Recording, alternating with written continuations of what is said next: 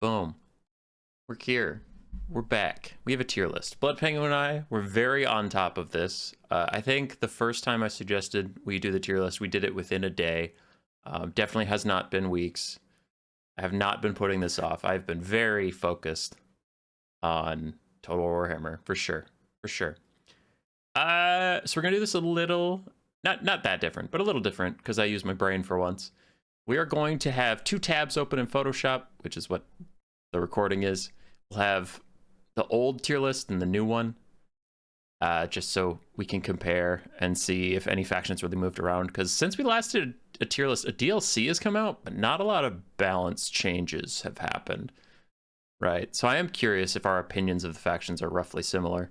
But here's your old S tier list. I actually don't know if this was the last tier list, because Zinch is up there, and I don't know if Zinch was S last time, but the rest of it looks right. Empire, Yeah, Dwarves. that feels a little crazy to have Zinch up there. I don't know. I don't know. Anyway, the times there are changing. Could be an even older tier list setup, but just interesting. I did mention it, but I have a good friend of the channel, Blood Penguin, here to discuss the tier list with us.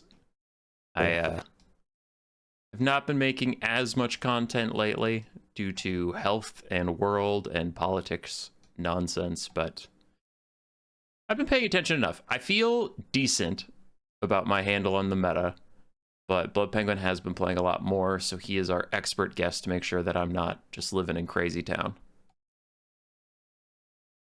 Thank you for calling me an expert, but I think I have some hot takes. Everybody has hot takes. And I can't turn away from the microphone. I forgot. My microphone that is going to you is my headset, which goes with me when I turn my head and fart around with my cables. But the recording, I probably just got really quiet there because I went under my desk for a second. All right. This is a mostly Land Battles and Conquest tier list. Domination just has a very different setting of what factions are good or not. So it's kind of impossible to do a tier list of considering both game modes, because then it's like, man, vampire counts are the worst in land battles and second best in domination. Let's put them in B. And it's like, well, then neither party is really happy with that placement because it doesn't work. So this is land battles and conquest. All right. You good? You ready to go? Yep. All right. Warriors of Chaos, first out the gates. Any strong feelings? What we got? I think B. They just feel like a very solid faction. Don't have any like super hard weaknesses, but they are limited in not having any ranged units. The Chimera is a huge buff to them. The Marauder Bearmen, which they probably shouldn't have, but they still do, are a solid frontline unit, because immune to psychology, Chosen don't get it, but Marauders now get it. So, I didn't put that together. I knew the Bearmen were strong. I knew they had ITP, yada yada. I get that, but I didn't factor in the Chosen bit. That is hilarious. Oh, it's a little bit sad for the Chosen, but Warriors of Chaos, they like that a lot more. It's, yeah, good ITP frontline. People are actually using Hell Cannons again. I feel like that was not being used for so long because when Warhammer 3 first came out, it couldn't hit anything, but now the Hell Cannons are fixed so that they're actually super accurate, and people have started bringing them again. It makes Warriors of Chaos, a lot of their matchups are a lot better now than they used to be. And they got that underground worm. Oh, I hate the worm. Yeah, but they did get that. Yeah, I played some playoffs sets, and I won't spoil how those went, but one of the games I had, I was Dwarves versus Warriors of Chaos, and I always want to say Frostworm, but it's the Dreadmaw or something. Dreadmaw. Yeah. That thing was just popping up in all of my guns and my archers and disrupting them, so it itself got like 400 value, but also all of my ranged units got like 200 value. And that's the whole damage of my army. My Longbeards in the front line are like holding forever, but I can't shoot because that damn worm is all over my back. Oh, yeah, I hate it. The worm's got super flight, right? It's flying, except you can't target it. Yeah, I can't rampage it. You can't interact with it. Manticore takes one solid volley of Trollhammer torpedoes, and then it dives into Longbeards like an idiot and dies. But Dreadmaw, nah. For Actually, 200 more that is a good gold. thing.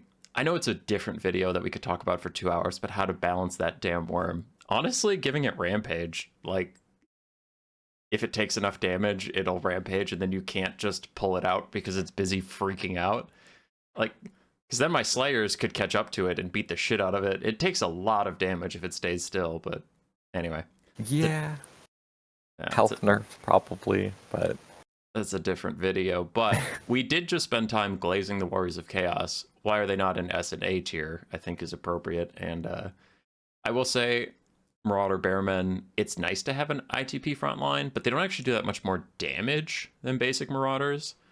So they still have some frontline problems. Like, yeah, they've definitely got frontline problems. They've also got like mobility problems with like Hellstriders are fantastic, but like after that, Chaos Knights are still pretty mid, even though I'm not sure why at this point. They've been buffed so many times.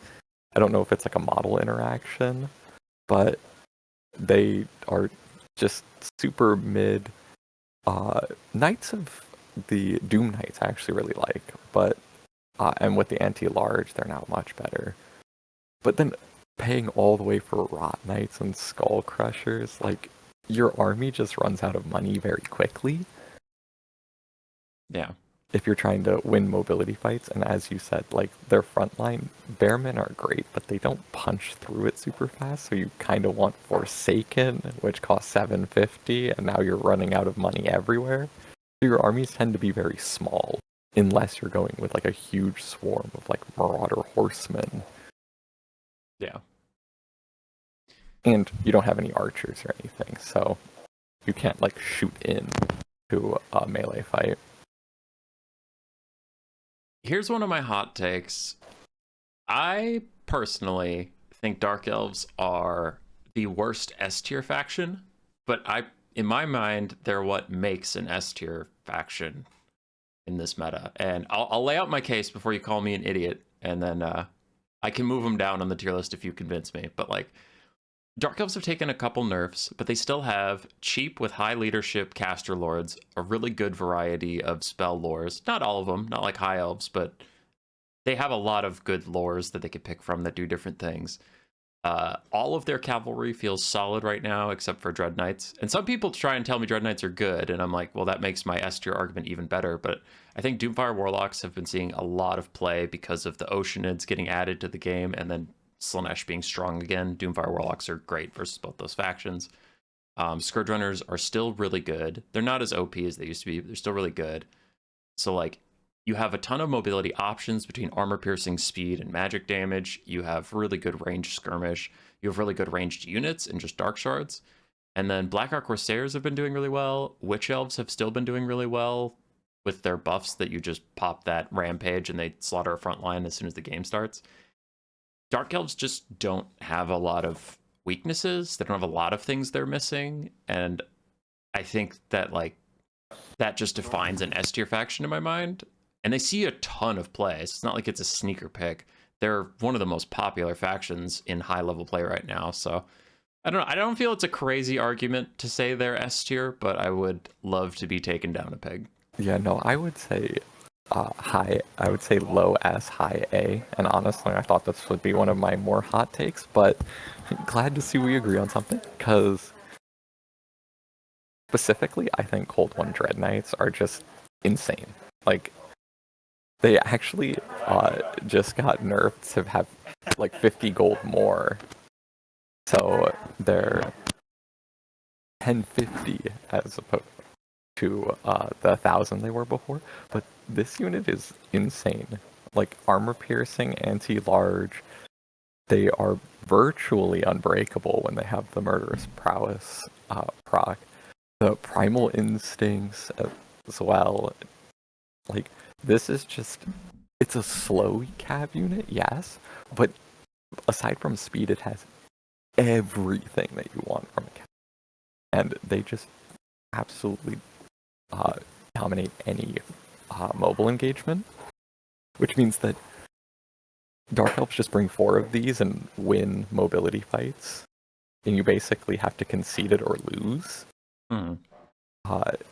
Any faction that had access to these the Dark Elf Cold One Knights would take 4 of them in matchups where they want to win mobility.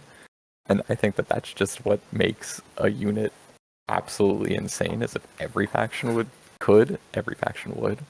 Hmm. And the Doomfire Warlocks, as you said, they're a lot more popular now. I also think that the Doombolt buffs have helped them a lot.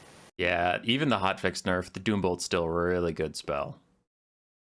And it's just, they have everything going for them right now. Like, except for bolt throwers. That is the only thing that they don't have going for them. No, their bolt throwers are trash. Yes, their bolt throwers are trash. But, like, Medusas are also a fantastic monster. Scourge Runners, you already touched on, are really good.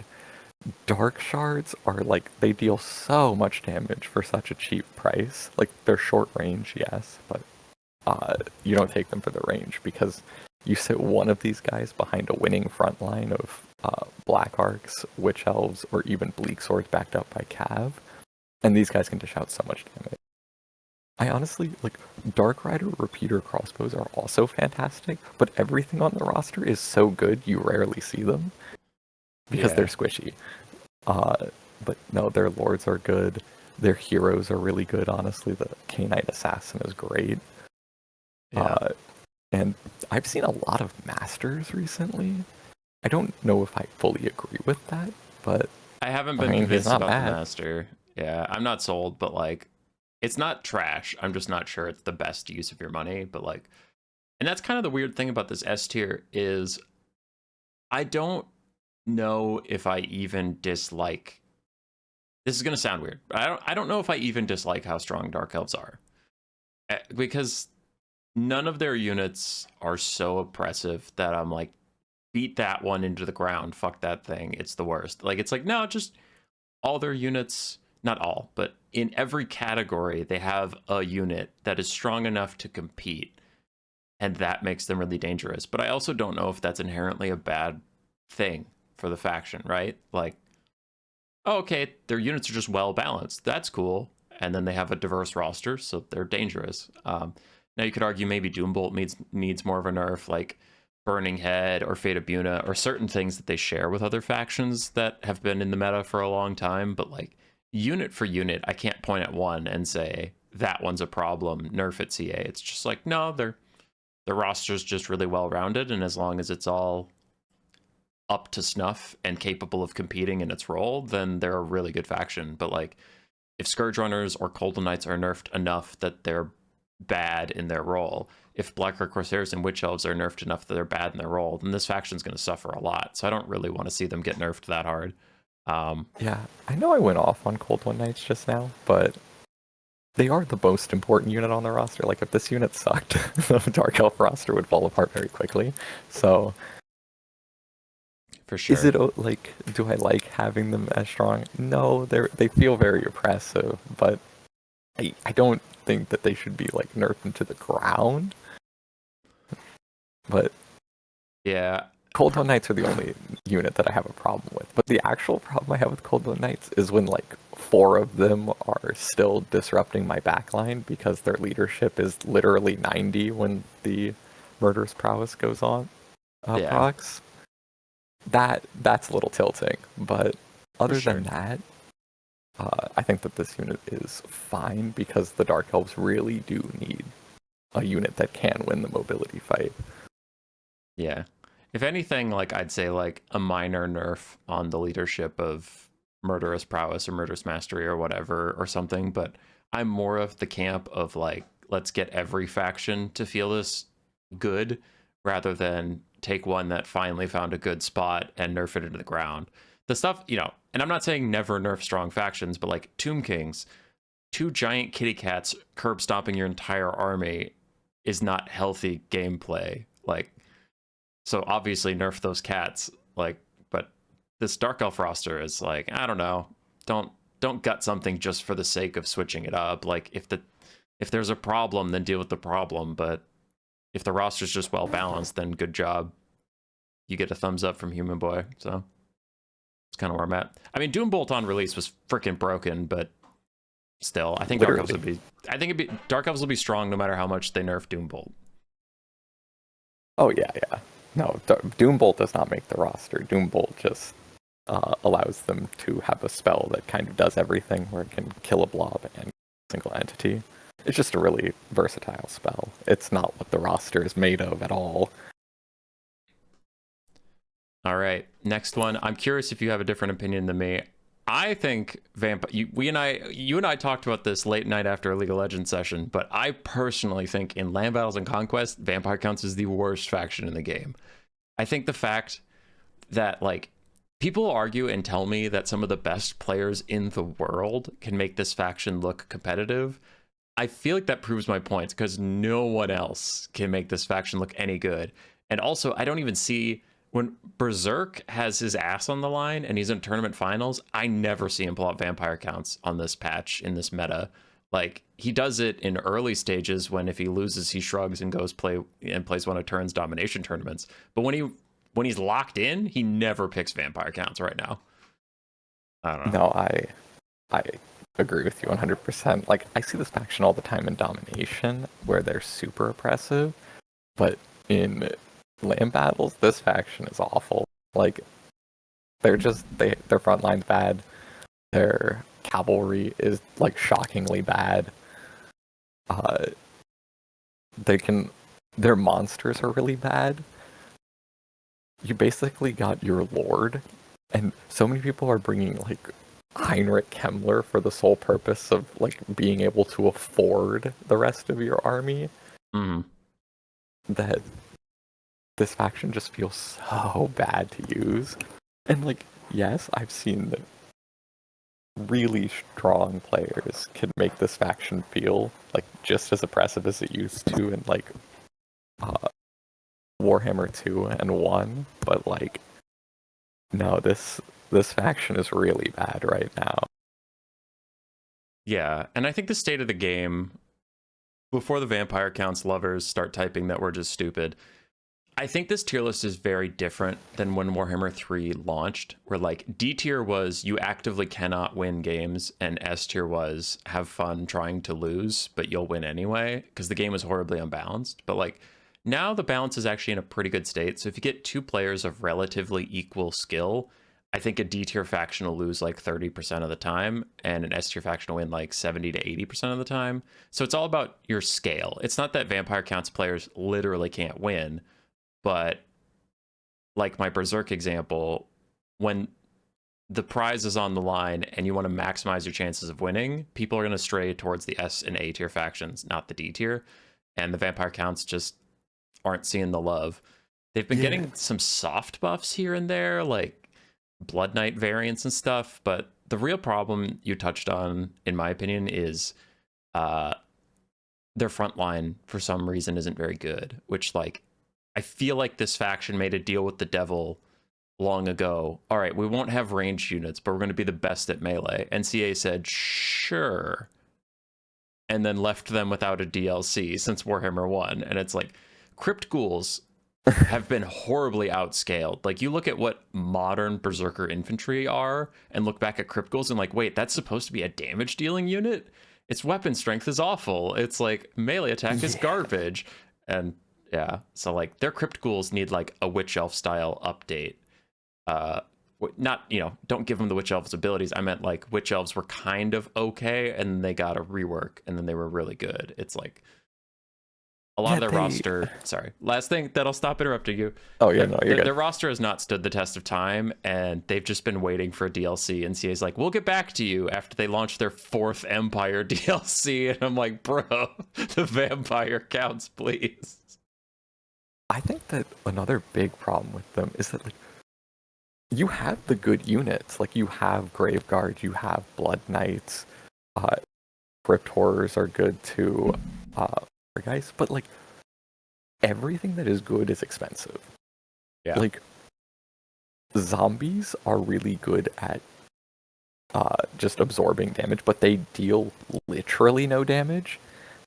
And skeleton warriors, they're just not good at all. they're not even really good at surviving, whereas zombies have at least a huge HP pool. Skeletons are just kind of bad.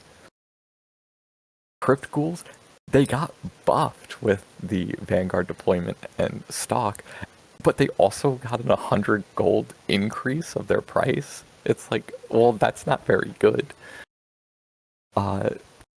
Graveguard are 850, and they're really solid for what they are, but 850 is a lot to be putting into your front line when your mobility game, your cheapest cav option is Black Knights, which is another great example of a unit that got buffed, got stat buffs, got a true bonus versus infantry, but also ate a 200 gold increase. So you're getting buffs on units, but they're getting massive gold increases, which is brutal for land battle when you're building your army. And all these, like, you can blame the domination community for all these, like, gold changes, because this matters a lot more in Dom, but all together, when you raise the price of everything, your army in land battle is just going to end up looking so much smaller. And things like Blood Knights are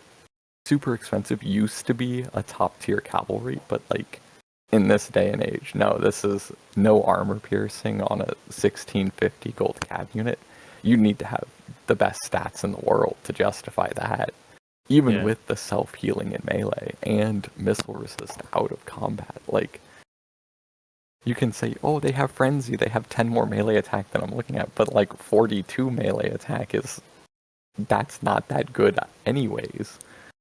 This unit needs to be way better to justify its price, or it just needs to be cheaper.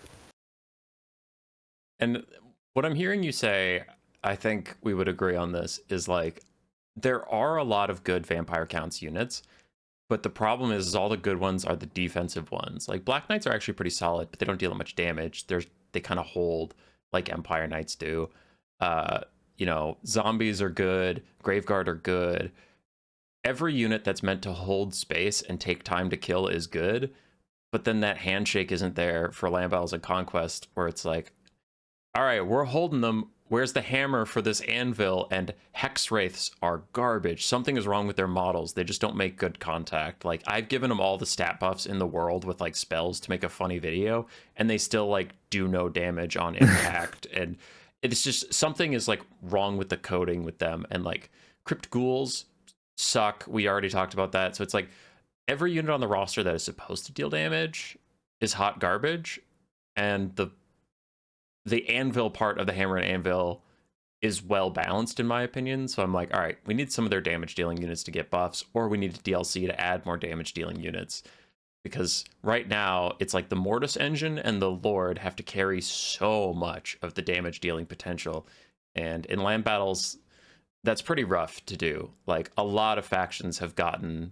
answers through DLCs and stuff where the vampire counts are running out of options to abuse them. Like, oh, yeah, and the Mortis engine, like, other Mortis engine effects have come into the game that are way, way better than the normal Mortis engine. Like, normal Mortis engine is fantastic. The damage is great. The healing itself and nearby allies is really strong, but it's an enormous model that is very easy to shoot. And it doesn't have a lot of armor, and it's relatively low HP. Not nothing, but it will die very quickly to focus fire, which for a 1400 gold unit that is trying to carry your entire roster is not great. This is DLC speculation, but I'm curious your thoughts. What do you think of like a chosen level infantry unit, like for tier? Because Graveguard aren't living vampires; they're skeletons still. I wonder if they'll get like a Harganeth Executioner, a Swordmaster, a chosen level unit of like a vampire infantry unit. Maybe give it Wrathmonger model count, because Wrathmongers have like double the aspiring champions, but still significantly less than a regular unit, right? Yeah. I mean, like, they could just go like even Depth Guard. I mean, they have the Vampire Count Infantry unit in the game already, but if Vampires got like a Depth Guard unit, they could use it probably a lot better, or they would want it a lot more than the Coast, because the Coast already has, like, they have the shooting. Vampire Counts don't. I mean, honestly, if you just unlocked their extended roster and gave them the Sylvanian crossbowmen, maybe that would be enough to make this faction work at least a little bit. Yeah, I know Tequila Sunset's been doing that in some tournaments. People really like it. I personally haven't, because I haven't been hosting much recently, but also it just unlocks a can of worms where as soon as you allow one extended roster, everyone comes to you with their pet project, and you're like, oh, this is just a headache. But like, Yeah. I think for the balance of the game, honestly, unlocking the Vampire Counts extended roster besides Krell, because Krell's bugged, I think that wouldn't be terrible. I think even giving them their Sylvanian units would take them to like B tier. I still don't think that would make them S. Exactly. I don't think that they wouldn't come close to S tier. Honestly, the Sylvanian units wouldn't be seen in a ton of matchups, just because the Vampire Counts aren't used to having this, so they don't have amazing ways of defending them. But just having one crossbowman push into while you're on the attack, so you can have one unit poking into important targets, is extremely valuable. I mean, think about there are three matchups the Vampire Counts literally can't win, and that would make those even, if not Vampire Counts favored, is Lizardmen, Nurgle, and Demons of Chaos. Because you can't just bullshit blob knowing the vampires can't do anything about it. It's like the threat of taking 3 or 4 Sylvanian handgunners makes you at least play fair, and then the Vampire Counts have a lot more they could do, even if they don't bring them. But like in the build screen, you don't literally know exactly what's gonna happen. That is like, just by existing, they would give the Vampire Counts so many more options. Mm-hmm. But D tier it is. Yeah, wait, this isn't a Vampire Counts video, so we gotta move on. Demons of Chaos, I actually just have not seen a lot of them. So I guess in my mental note, I feel like a lot of people have caught up. My brain would just say B or C tier, because if I don't see it, it's probably not doing that well. But I'm curious your thoughts, because like this faction used to run the map, and it was constant S tier, because every DLC for any demonic faction, they got new and more fun units. But this Slaanesh DLC didn't give them much that they didn't already have, and I feel like a lot of factions have gotten buffs that put them on par. And Seekers. Since we did a tier list last, Seekers have been nerfed like 6 times since we've talked about tier lists. So I feel like Demons of Chaos stocks have dropped, and I don't think they're bad, but I think my first gut instinct is they fell out of the S and A conversation. But I'm curious your thoughts. No, I don't know, because again, you're right, I haven't seen a lot of them, but when I do see them, they don't look that good. And the 2 big reasons for that are the Soul Grinders of Tzeentch got nerfed, and the Seekers got nerfed. So their options are a lot worse. They can't do like the single entity kite using the whole map. Seekers can't like jump on and instantly delete any unit that gets out of position. And Blue Fire has been nerfed, so they can't just auto-snipe anything. This faction's always been kind of weird, where usually you're playing this massive on a big open map. You're trying to like overextend units and pick them off slowly and surely, but that's not really good anymore, because all their units that are good at that got nerfed. They do have Change Bringers, which can be like just instantly win games against some factions that can't deal with them, but other than that, the Pleasure Seekers are pretty good, but they're so expensive that if they do die, you can just concede immediately if they die at the very beginning. Mm-hmm. I can't put them any higher than B tier. They might be C tier. I could accept that, but I'm not going to accept higher than B tier. I don't think that's a real thing. I'll put him in placeholder low B, and as other factions join, I can more easily think about, well, are demons better or worse than blank? But Yeah, I think that's fair. yeah. All right. I'm glad I'm not crazy. Like, no, they're secretly A tier. You just haven't seen them. But I'm like, bro, I haven't seen this faction since the DLC. Like, no one picks them. No, yeah, it's the Soul Grinder of Tzeentch nerf that I really think got them. Speaking of Tzeentch, I played a couple games of Tzeentch because he used to be my second favorite Chaos God behind Khorne to play. So sometimes when I'm just playing with like Ryder of Rohan late at night, I'll just pick Tzeentch and hope for the best. Man, I feel like I've got no options. My initial thought is C, because as you've mentioned, Blue Fire and Soul Grinder of Tzeentch got nerfed because Demons of Chaos were using them so well. And Tzeentch was too, of course. But then, like, I opened the roster, it feels small, despite the fact they've gotten so many DLCs. And I just don't feel good. Like, my front line feels like I don't have good options. Zongors are okay, but they can't punch through. Forsaken are good. Chaos Spawn of Tzeentch mix well with them, but Chaos Spawn aren't generally doing well on any roster right now.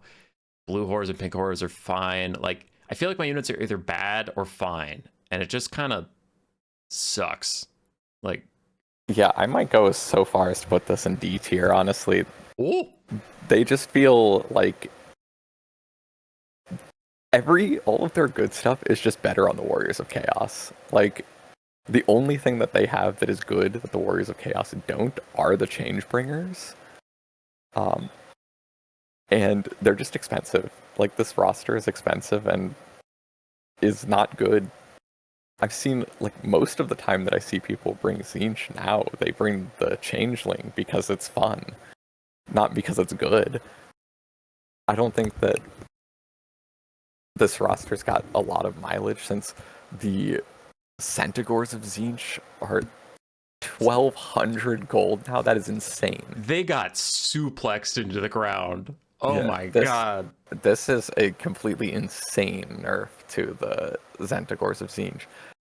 Like, Zongors are good, and the blue horrors, pink horrors are fine, but their mobility is just... Marauder Horsemen of Tzeentch are actually really good because the Warp Fire, Yeah. or the Warp Flame plus the flaming attacks does make them deal more damage than you would think, and the shield helps them a lot in skirmish fights. But, like, also you're paying 700 for them, so, like, that's kind of painful. And their mobility just suffers so much because the 700 gold Marauder Horsemen, they're good, but they're expensive. Then Furies, I'm always like, Furies are pretty good, but also, like, you can't just throw them away like you can a unit of Bat, because 650, they're good, but you need to keep them alive to actually kill ranged units as opposed, or, like, really chase them off, as opposed to just, like, throwing them into a fight and fire and forget. They die instantly. Yeah. Screamers are pretty good in some matchups, but you need to team them up with either Chaos Knights, which, just like the Warriors of Chaos, they just don't feel good, or the Doom Knights, which are fantastic, but expensive. Yeah, for sure. This faction, if I was like, how do you fix this faction? Just make Flamers work. This Flamers don't seem to work very well. And people have been using Exalted Flamers and Burning Chariots and telling me that they're good, but I just don't believe it at all. I don't want to flame too much, but like generally when someone sends me a clip of an Exalted Flamer doing well, it's because their opponent's build was either seriously lacking or they misplayed, because I saw a Knight of the Realm like charge past an Exalted Flamer into some Blue Horrors instead, and I'm like, well, okay, but Blue Horrors weren't doing nearly as much damage. Blue Horrors are a hybrid infantry, so it's going to take Knights of the Realm a long time. Like, your Knights of the Realm could have just insta-killed that 1,500 gold artillery piece, but they missed it. But the person who sent me the replay was like, stop saying Exalted Flamers are bad. And I'm like, Exalted Flamers might not be bad, but your opponent sure was. Like, I don't know. He could have killed it instantly. Like, it's only got 3,000 HP and 10 armor. Like, this unit dies instantly if it Yeah. gets caught by something. And it's like, now I don't want to say the Exalt Flamer is a bad unit. Like, I sometimes believe that, but I'm not. It's more of an opinion rather than a fact, and I accept that. But that's kind of my point about Zinch, where I was putting him in C and then you said D, is like, if that's the best you've got, like, no, this unit's secretly not terrible. It's like, okay, but that doesn't mean your roster's very good then. If we're arguing about whether or not it's terrible, it's the best you've got. Yeah, like, I mean, they've got, like, Aeson is great, Doom Knights are great, even their, like, Marauder Horsemen and Forsaken are great. But all of those are on the Warriors of Chaos roster, and the Warriors of Chaos just use them better. So, like, all the actual Zinch stuff is just not that good. Mm-hmm. And the roster's not as good at taking advantage of it. The only, like, secret tech, quote unquote, that I would say is, like, actually good that I don't see that often is the spawn of Zinch do Sunder armor, and they work really well with Forsaken. That can get you through frontline, like armored front lines, a lot faster than people expect. Yeah. But that's all I've got for you. I would just say play Warriors of Chaos. It would be if you're looking to play Zinch. Uh-huh. But And they can be fun. Like, yeah. you can have fun on this faction, but, like, if you want to try to win, play Warriors of Chaos. For sure. And I think that is an important point. Again, when we're talking about the tier list, like I said with the vampire counts, the game is better balanced than it probably has been in its entire lifetime. Now, there's still things you can do, but like when you're in a tournament setting, if all of the best tools in this faction are on a different faction, it's going to be very hard to make an argument to pick Zinch over just picking the Warriors of Chaos and using those units with a more diverse roster. So that does hurt them a lot. Whereas vampire counts, no other roster has all their units, but they still struggle. It's like, yeah, Zinch, whether you could argue in a vacuum, Zinch's roster maybe deserves to be C tier, sure, but all the good parts are on a different, better roster, so why bother picking Zinch? It definitely hurts him that his best units aren't unique. Yeah. Like, it's just unfortunate. This one, I know you and I disagree about. So I'm going to have to find out where they end up on the tier list, because I'm not going to default to what you say, because if what you said off air is the same as on air, I'm not rolling with that. I think Vampire Coast is a C tier faction. I enjoyed them. I play a good amount of them, but I think their good tools are very well documented. I feel like everybody knows what they are, and I personally don't have much issue beating them, but I will allow you your soapbox upon which to tell me facts I have not already heard before. Yeah, I think this faction is low A tier, is where I would put it, because, and, like, this is probably just me being a, none of the factions that I play are good against this faction, but this faction, I could build a lot of the armies that I see. Like, I know exactly what's coming. I could have, like, spent every quarter the same way that you did, and I still lose. Because animated Hulks have to be, like, the best 500 gold monster in the game. That unit's insane. Rotting Prometheans with handgunners, especially the ROR Lampreys Revenge, are just so brutal. They're such a good unit.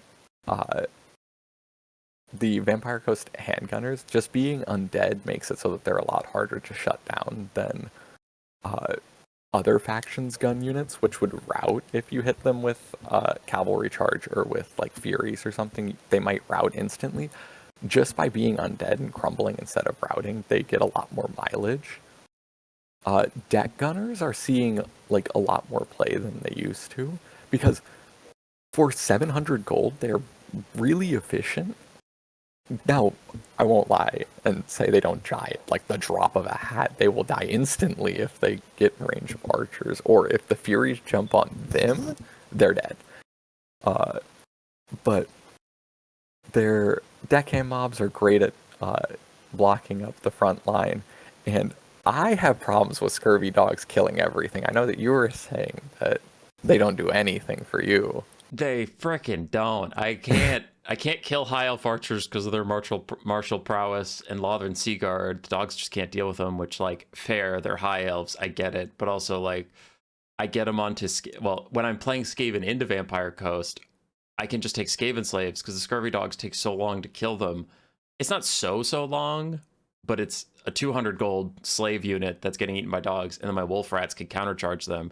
And hell, that's just a luxury because if wolf rats get a straight on charge with them, they'll still win. They'll just take damage, which I don't like. So it's like, I don't know. I have been burned by scurvy dogs a lot, but you have to take them. You need some form of chasing mobility unit. But for when I'm playing Vampire Coast, it's a 1,500 gold tax every game because I have to bring 3 of the damn things, but they're so bad. But I usually only see like 1 or 2 of them just for shooting out and grabbing a archer unit. Yeah. But the real thing is that all your archers are already dead because their mortars are actually good. I don't know why the vampire count mortars just feel so good compared to my empire mortars, but I think I feel this is my insane take, but that unit just hits all the time. And Empire mortars, I feel like I cannot get to hit like an entire formation. Yeah, Empire mortars are bad. I don't know if the Coast mortars are good because I don't tend to take them. I've been burned by mortar units so much in Warhammer 2 that in Warhammer 3 I'm incredibly slow to trust them. So I'll you should try these vampire count mortars because they seem great. I see them all the time and my backline suffers for it. Yeah, I can understand how you'd be a scurvy dog hater because Bretonnia and Empire archers are not the archers I struggle with the scurvy dogs. So your 2 mains definitely get eaten alive by those dogs. But like Orc Auror Boys, Dark Shards also, they don't beat the dogs, but the point is like, I did it. I microed so well and I snuck past my opponent. And I got onto your archers and oh god, they're not dying quickly at all. And here come the Illyrian Reavers and I've died. Yeah, let me tell you, those huntsmen do not have. It is not the same thing. Those huntsmen are gone before I even get to like turn the screen to see what's happening. For sure, but also Bretonnia and the Empire have either no or piss poor light cav to peel the dogs, whereas Dark Riders, Illyrian Reavers, and Spider Riders will mow down my dogs. But that is true. Scurvy I will dogs, give you that. Scurvy dogs aside, could you compromise on B behind Warriors of Chaos? Oh yeah. I'm willing to accept that my take is insane. But I do want to mention that Morn goals also, they're not taken very often, but they are a very sneaky strong pick because the stock makes it so that you can just surprise flanks with an armor piercing high damage unit. Mm-hmm. That can be really strong, and Noctilus is the usual pick that I see, but Vampire Fleet Admirals are also fantastic, and Salastra's Ghosts of the Past summon is just fantastic. The Knights have the normal ethereal 100% armor piercing, which makes them super deadly. And it is a one-time use, but a 120-second duration is really strong. Yeah. Their lords are finally getting diverse. Like, I meme and say Noctilus is the only lord they have, but the generic caster is good. Salastra's good in a couple matchups, and she's not terrible in some other ones. So they have enough diversity where it counts to be strong, but I do think they're hurt by how limited their roster is and how many units on it are not very good. So, like you said, you can pretty much build your exact opponent's army and know what's coming. It's just whether or not you can defeat it. Yeah, that is true. Like, knowing that what they're gonna bring is like a huge problem for the vampire counts. Like, it's a huge problem. It just makes me sad that it still works every time. So the next faction, I think you and I are generally in agreement from our previous conversations about this, but I think chat is going to go away from us in either direction because high elf mains insist their faction is trash, and certain people after the DLC insist high elves are OP. I think they're B tier personally, behind the Vampire Coast. And I'll couch that in, I have considered adding them to my global ban list on the Vermin League ladder because you can ban 2 factions. Uh, I've thought about banning them because I think they're horrendously unfun to play against right now. But that does not mean I can't beat them. That does not mean they're overpowered. I just hate playing out the games. But like, oh boy, Caradrian and Alariel are cycle charging and heal capping the whole game. I will eventually capture the point, or I will eventually murder Alariel, so then Caradrian doesn't have any more healing, and I'll shoot him to death, or I'll get him in halberds. Like, you can beat it. It's unfun. I think the Oceanids and the Sea Elemental, if I don't have magic ranged attacks, are a grind to get through, but I can do it. But just because you can beat them doesn't mean it's a good time. So the Yeah, High Elves are my most hated opponent at B tier. I would probably put them at A tier because, like, again, I don't think that they're that broken, but they're so able to uh, hard go into either a full kite, a full like box with single entities, or just go super wide with spears, ship's company, and archers.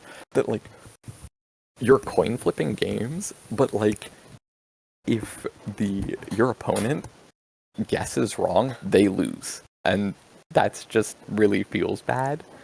And I think it does make them A tier because I think that they do have more options than their opponents usually do in these matchups. Mm-hmm. And it is all on the High Elf. Like any matchup that the High Elf goes into, they get to decide, am I going wide? Am I going box? And their opponent just has to guess what build the High Elves are going and hope they guess right.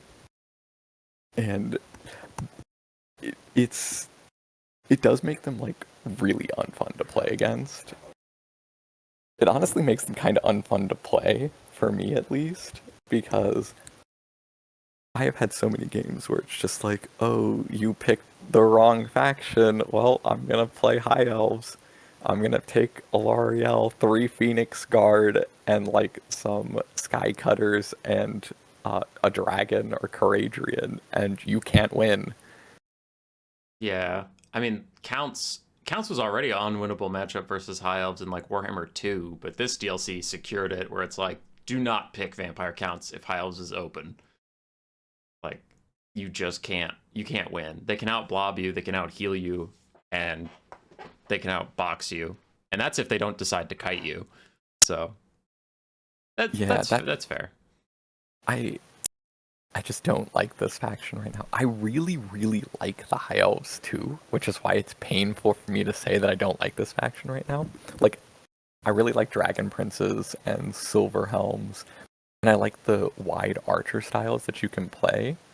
And I like the fact that they have Tempest to defend themselves from range unit or from air units.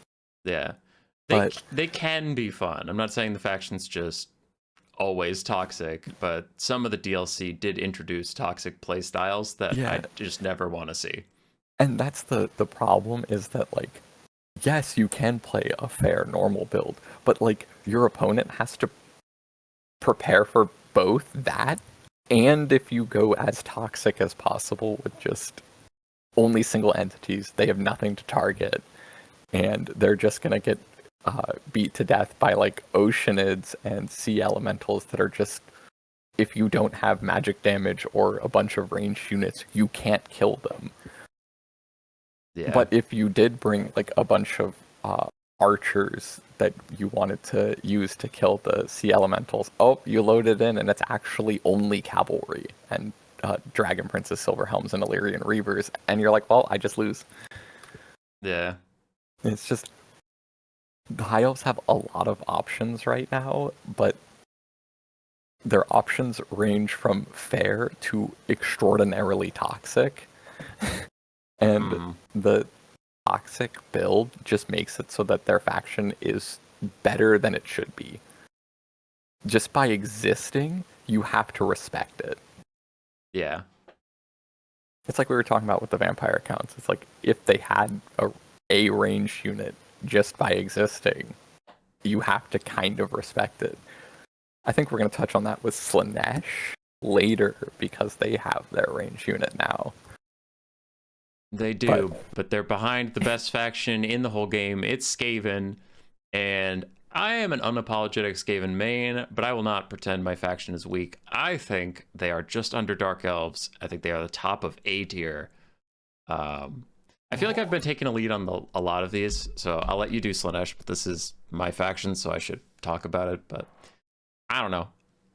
I've bemoaned and complained about Skaven players that just still pick Ikit Claw, 2 or 3 Globes, 4 Rat Ogres, a front line of Clan Rats and Skaven Slaves, and then they lose and they're like, Skaven suck now. And I'm like, you're being horribly uncreative. Gutter Runners and Night Runners are very good units. Wolf Rats are some of the best dogs in the game. Rat Ogres are still very strong at 700 gold for incredible stats. More lords than Ikit Claw exists, and even with the nerfs, Ikit Claw is still a top tier lord. But now, like, there are matchups where you should be taking Skrulk, the Grey Seer, Snikch, a warlord on a Brood Horror with a Packmaster buddy. Like, this faction has a lot of depth that I feel like some people don't bother to learn. And then as soon as the OP stuff gets nerfed, they just fuck off. And like Doom Flayers are still cracked. So it's like Skaven got Storm Vermin buffs that have made a couple matchups more dynamic, where previously Skaven were a little disfavored. And it's like, no, this faction's got depth. It's got some pretty degenerate stuff everyone who fights them has to prepare for. Like, I don't know if I want to bring Burning Head, because if they just Skaven Slave frontline and then monsters and globes, then Burning Head's going to be a useless spell. But I might need Burning Head if they bring Clan Rats. Like, it has a lot of depth. And especially with the Storm Vermin buffs coming in, you can't entirely discount a high tier frontline. And you were talking about the other day, with Doom Flayers being strong, now you have to consider bringing a little bit of armor piercing in your cavalry components, which might be useless, because if they didn't bring Doom Flayers, you're spending armor piercing to also still just kill Rat Ogres and Wolf Rats and Gutter Runners. So I think Skaven are very powerful and still top tier in my opinion.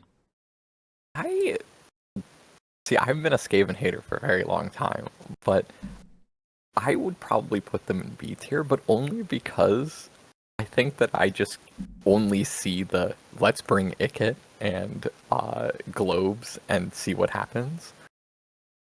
I don't like when I see people like starting to be innovative. Like, I haven't seen it too much, but the Night Runner, Gutter Runner builds, I'm like, oh, this feels much stronger than I'm expecting. Like, a normal box Skaven feels kinda weak now. But when you see these really big, open, mobility-focused Skaven builds, and I was preparing for the normal box that I see, I'm like, well, I'm in a really bad spot just right off the get-go. Mm-hmm. I wouldn't put them in A tier, but it's also, I think, because I haven't seen a lot of the innovations that you were just talking about. This roster is super diverse. It has a ton of things you can do with it, and I don't, I believe you that they're A tier in that if you actually use this roster, they can be really strong, but I personally have not seen people using this roster to the fullest of its potential. Mm-hmm. I think there's a little bit of it that the meta right now is around single entities, and Skaven can get abused by single entities, but also Skaven single entities are one of their weaknesses. So I feel like people are just hesitant to try them, but it's really hard for single entities to abuse the Gutter Runner and Night Runner builds, because you just run away and you deal a ton of damage while running away. And then if you catch them, you spend all this effort to catch a 450 gold unit. It's like, congratulations, you caught a Marauder. Good for you. Yeah. And then like you get rear charged by Rat Ogres and Wolf Rats for catching a Marauder. Like, that's the insane part, is people are like, I caught a 360 shooting unit.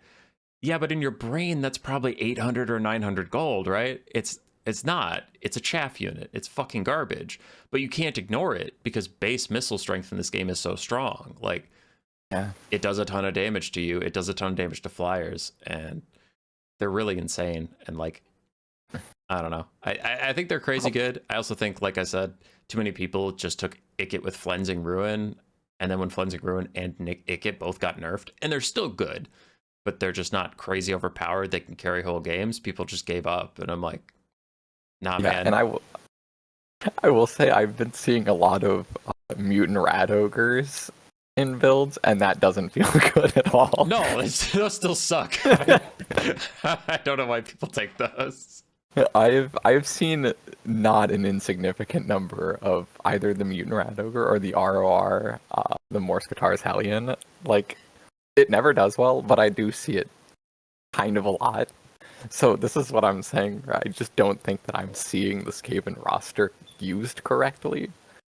And that would influence my opinion to put it in B tier. But I would still put it in B tier because it does, like, I personally really like the Storm Vermin changes. Like, I really like bringing Storm Vermin when I play Skaven sometimes. I wish I play them more now that their Storm Vermin don't suck, because 200 gold off this unit from release is crazy. Yeah, that's really cheap. They're super good, but like, they're really strong, and it means that you have to respect Skaven armor. Like, bringing the Doomflayers and Storm Vermin, like, Skaven can actually pack a lot of armor, whereas before you could just say Burning Head is easy pick because they will never have any armor. It does leadership damage too, so like I can just burn away their front line, go after their back line, which does all the damage. But now that you can use mobility as your damage, or you could just bring a really highly armored tanky front line, like, you actually have to think more about what you're going to do against Skaven. So before we get off this topic, here's I thought of a specific argument for where I think people are playing Skaven dumb versus Bretonnia. I still sometimes see people bring Ikit Claw with Flensing Ruin and the Avalanche Mortars, and that is just incorrect. And it's like, well, how could it be incorrect? They're such popular good units. Look how much damage the Avalanche Mortars do when I hit Peasant Archers. And it's like, okay, two things. One, you have to fully kill 4 Peasant Archers to pay for this unit. Do you fully kill them, or do you do a lot of damage? 2 or 3 shatter, 1 comes back, whatever. And second, what is the win condition of Bretonnia? It's Hippogriff Knights, it's Lewin, it's Knights of the Realm, like, it's your mobility. So why are you even bringing in that unit? I know the archers are scary, but what are they going to shoot at? Doomflayers? Rat Ogres? Like, it takes a long time. So that's a misappropriation of funds towards your win condition. And then Ikit Claw throws Flensing Ruin on Lewin, who has self-healing and spell resistance. Yeah. And it's like, well, you just pissed away 3,500 gold to do nothing. When if you took a Grey Seer with Howling Warp Gale, one, his bell buffs would stop people from terror routing away from the Hippogriffs for 5 seconds. And you have one of the best nets in the entire game that only works on aerial units, but also, hey, fun fact, all the threats from Bretonnia are aerial. Because on the ground, your Doomflayers, which got buffed, can take out Knights of the Realm easy peasy. Unless they bring, oh god. yeah, unless they bring Questing Knights, which is insane to do, because then Rat Ogres will kill your Questing Knights. And it's like, so that creativity is just missing, where it's like, why are you auto-locking Ikit when that's not your win condition? And I see people do it all the time, and they're like, yeah, Skaven are cooked. And I'm like, no, you're an idiot. Like, I'm sorry to be aggressive about this, but this faction is cracked. And people are like, they're so weak. I'm like, no, because you're going to buff them. You're going to get CA to buff them. Everyone's going to hate them, and they're going to ban them, and I can't play them because you are playing them wrong. Like, They don't need buffs, damn it. If anything, they need nerfs in a couple areas, but I'll stop talking now. All right, take the lead. Slanesh, where do they end up after their great, glorious DLC? Are we talking about with the mask or without the mask? With the mask. With the mask, they're probably like a C or maybe a low B. I would probably put them in C still. Without the mask, I think they're still bad. Like, I don't think that Slanesh got really like they didn't get that much. Like, Slongors are great, but they're basically just a discounted Forsaken. Boob snakes are insane, but they die. If they die early, you lose. Their devotees are not that good. Like, they're a range unit that, like, you're supposed to respect them being on the roster, but they have so little damage output and they're so expensive that they basically don't exist. And the only thing that really leaves them is the Mask, who is absolutely insane and requires you to bring death magic versus Slanesh, which is really unfortunate because you'd probably want to bring better magic, but the thing is that, like, that's not that much of a problem. Slanesh is better at box breaking than they used to be, which does leave them in a lot better of a spot. But I just don't think that they got very, like, I don't think that they are very good right now. I think the Seeker nerfs are still hurting them. That's fair. It's weird to talk this long about Skaven, who did not get a DLC, and then Slanesh got a big DLC, and just gloss over them. But I honestly don't have anything else to say that you didn't already cover. I personally have them banned. And again, it's not banned for everybody. It's just my settings are I ban Slanesh and Dark Elves.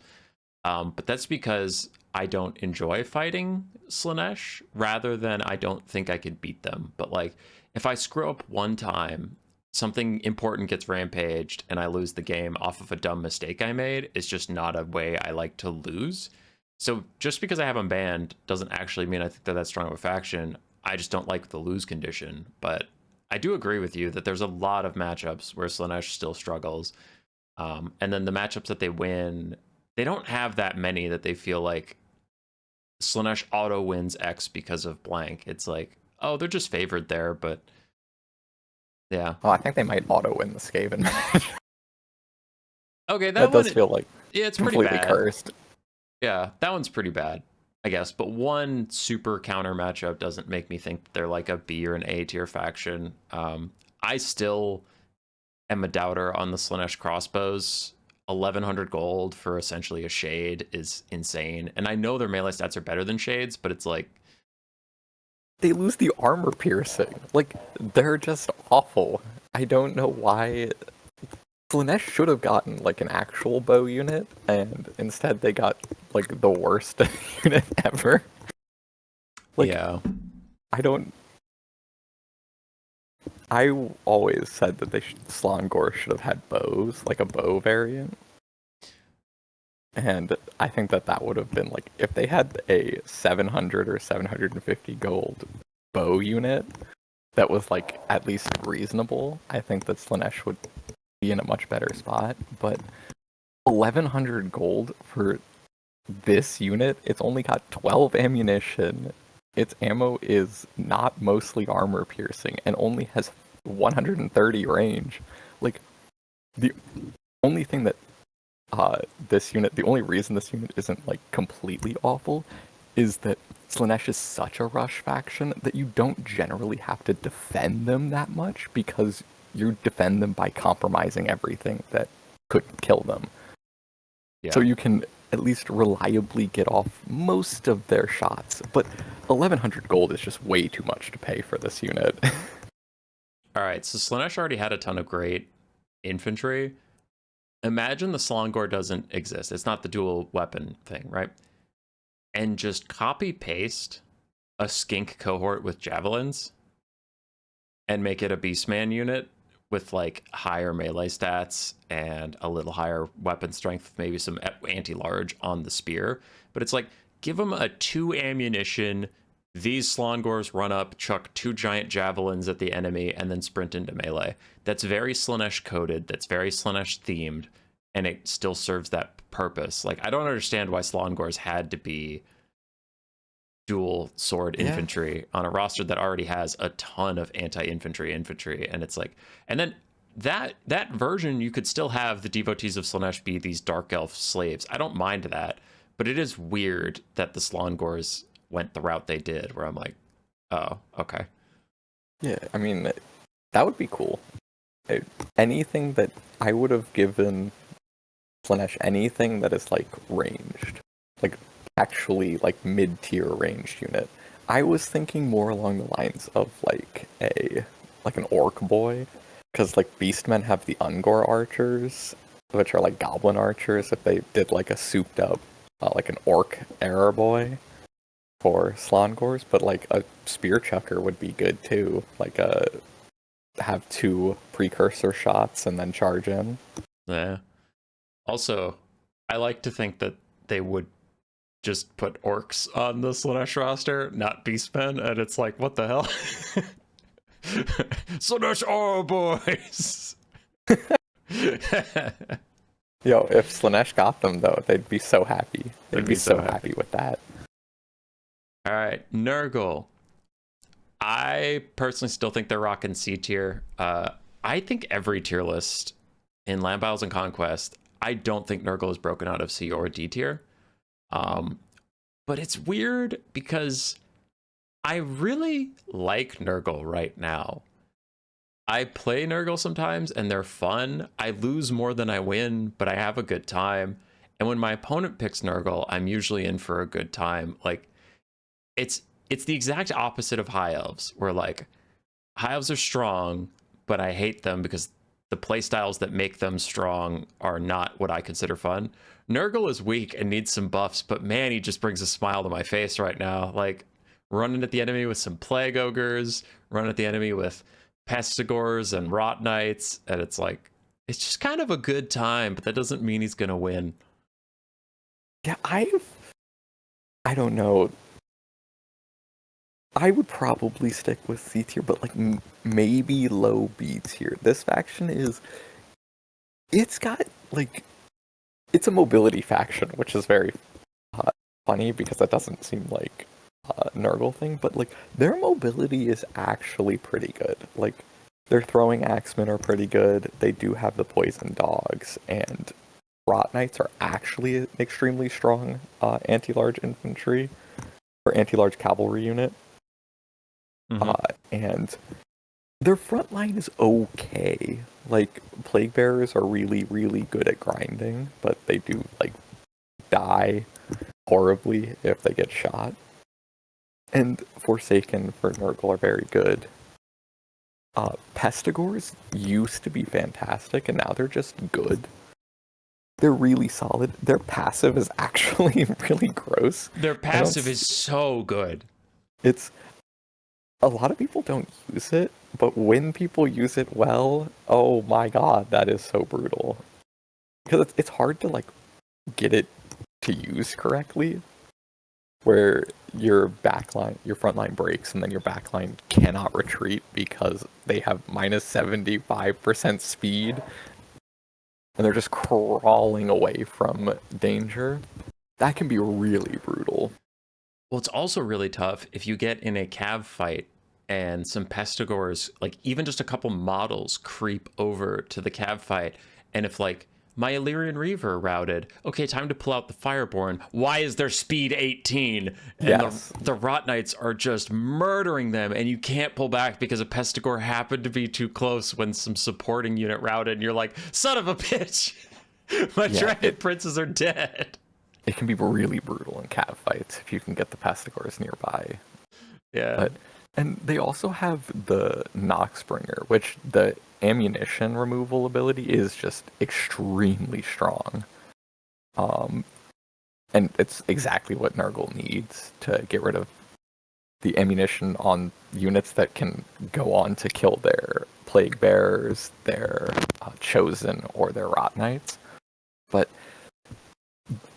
Nurgle has different playstyles, but they're all only okay. Like, this is a very diverse roster, except that you're missing the ranged units, except for Marauder Horsemen. I mean, you do have hand grenades from the Exalted Plague Bearers and the Plague Drones with death heads, but those are not amazing ranged units, and they're really expensive. But this Nurgle has surprised me a lot with how like different the builds can look. Mm-hmm. With mass mobility or super elite infantry, or just a wide build of marauders, nurglings, and like pestigores and plague bearers. One of the things about Nurgle that I'm really liking right now is they have the vampire counts handshake, but the deal is actually being fulfilled. Like plague bearers, nurglings, marauders, chosen. Uh, some of them are trash units, some of them are elite units, but they just don't die. But then like Forsaken and Pestigores actually deal damage. So if you want your front line to hold, they'll hold, and if you want them to deal damage, they'll deal damage.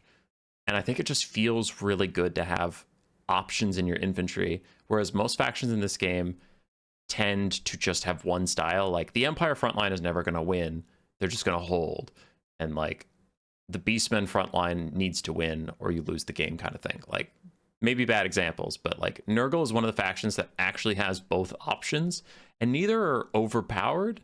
But the flexibility feels good when you're building your army. Like you just get to decide how you want your front line to go, which is nice. Yeah, I agree.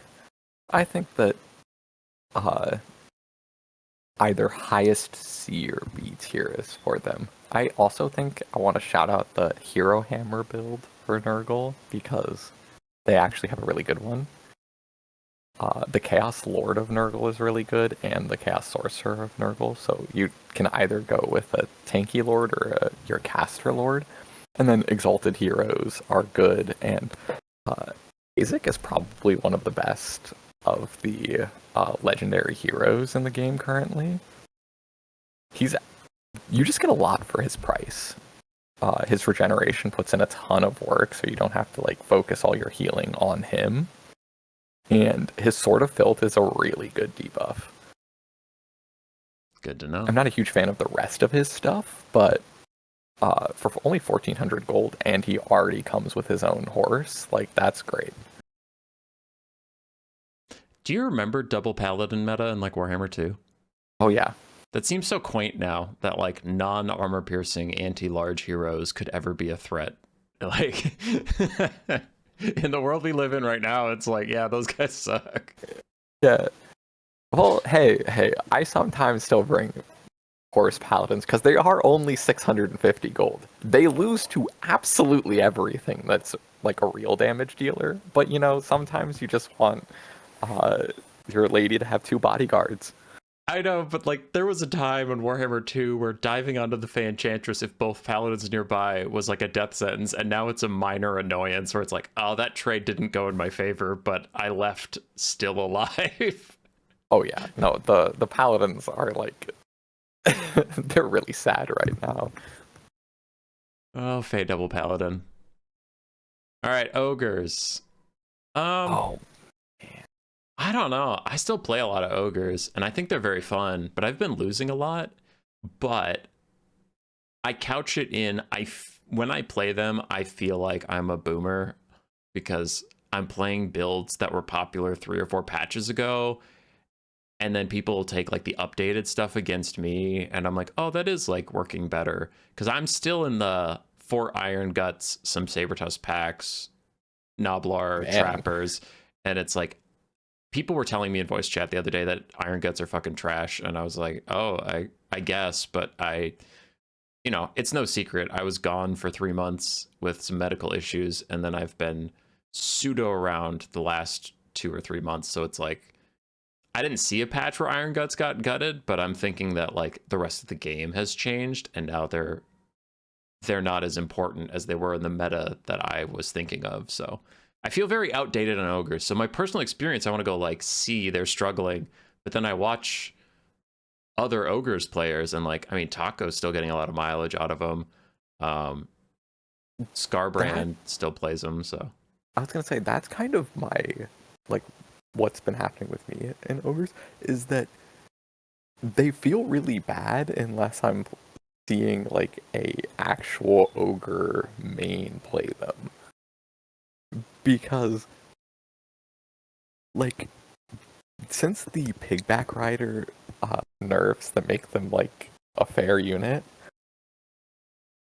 the ogres are like they're weird.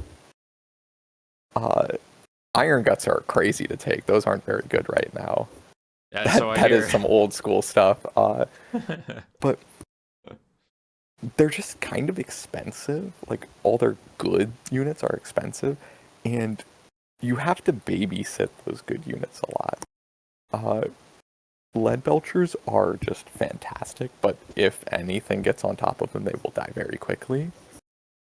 Man-Eaters are with Ogre Pistol and the Golgies Man-Eaters are really strong, but they're also really expensive. And same with the Crushers. I am a huge hater of Mournfang Cavalry. I think that unit, it feels really bad every time I see it. They don't seem like they do anything, and Crushers at least feel like they are good at their job. Mournfang Cavalry always feel to me like they just die, which, I mean, I know that I'm not the best ogre player, and there are many ogre players that have been using Mournfang Cavalry and say, like, swear by them, but I just am not a believer. So where do you Blood want to Vulture, where do you want to put them on I the? would say B tier, but I have seen them played in a way that would make me think they're maybe A tier, but I Okay. just don't see it right now. But if someone was going to come and argue that they should be put in A tier, I would hear them out. Would you put them below Coast?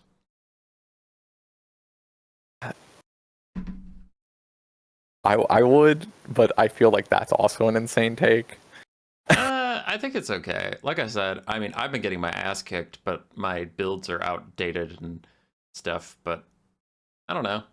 I feel Yeah, like I I would. also haven't seen that many ogres in high tier play. Like, not none, but it's not like they're picked in every series. But I think they're B tier. It's like, no, they get picked sometimes in certain matchups. So Yeah, and I've played a little bit of ogres recently, and like that's just my opinion. I feel like I just don't know the roster well enough, and I've seen and I've played against and as ogres enough to be like, it doesn't feel great, but it also feels like I'm not using the roster to its fullest. But I do want someone, if anyone can say Mournfang Cav, I want to see the Mournfang Cav work, because they just never work for me. They never work for anyone against me. I don't know, this unit has decent stats, great armor, uh, anti-large armor piercing, and like good health pool, but it never works out. I don't know.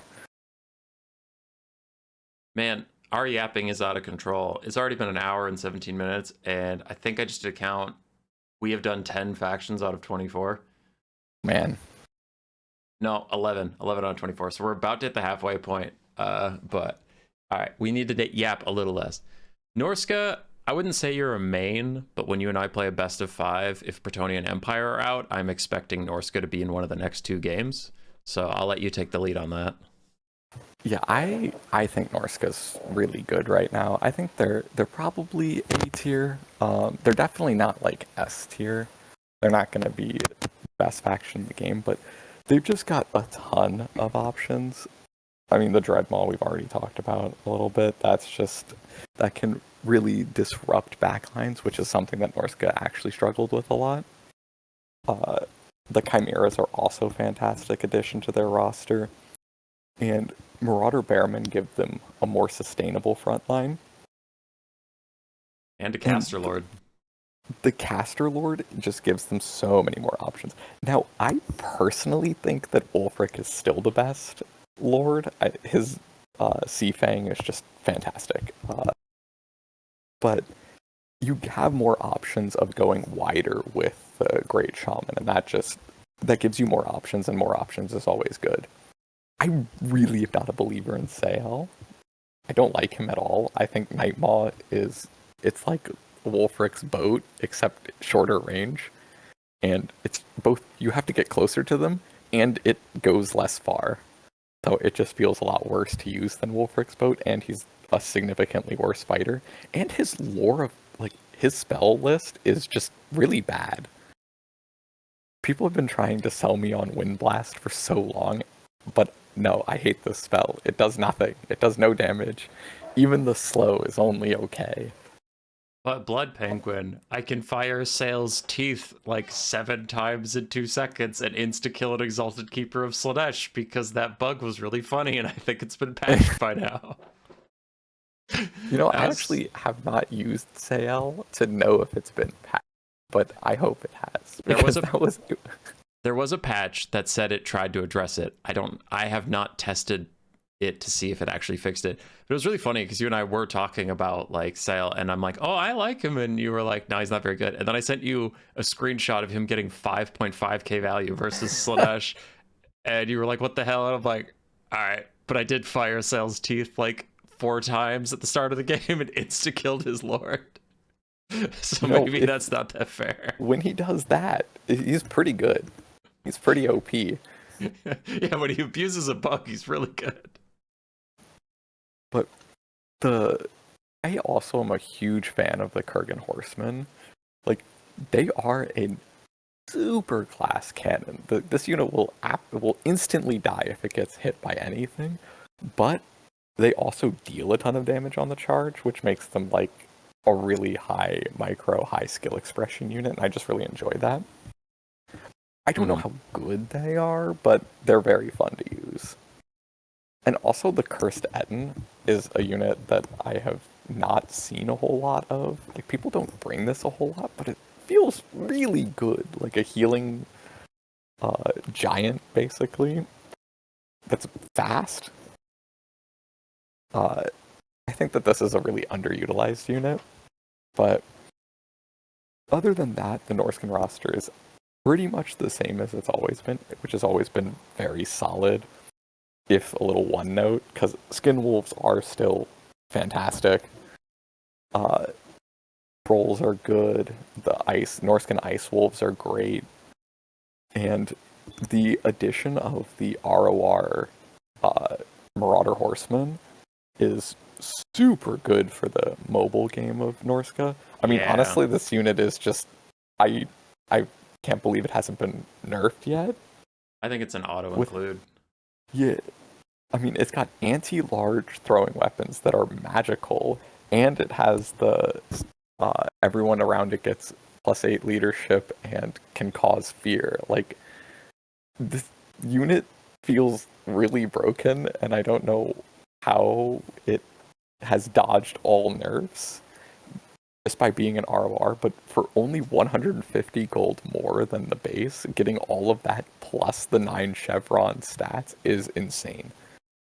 I'll be honest, I think it avoided the nerf because this was a Christmas DLC. So we got the break in case of emergency patch because some stuff was literally broken on release. Then CA went on break for like a month, and then they came back, and now they're starting to actually think about balance decisions again. So I think it slipped by because of the season, but also, not to be too much of a pessimist, but we have the End Times DLC coming in the summer. And it's like, all right, they just put out a DLC, then they took a break for the holidays. How much balance work are we going to get before it's all hands on deck for Nagash?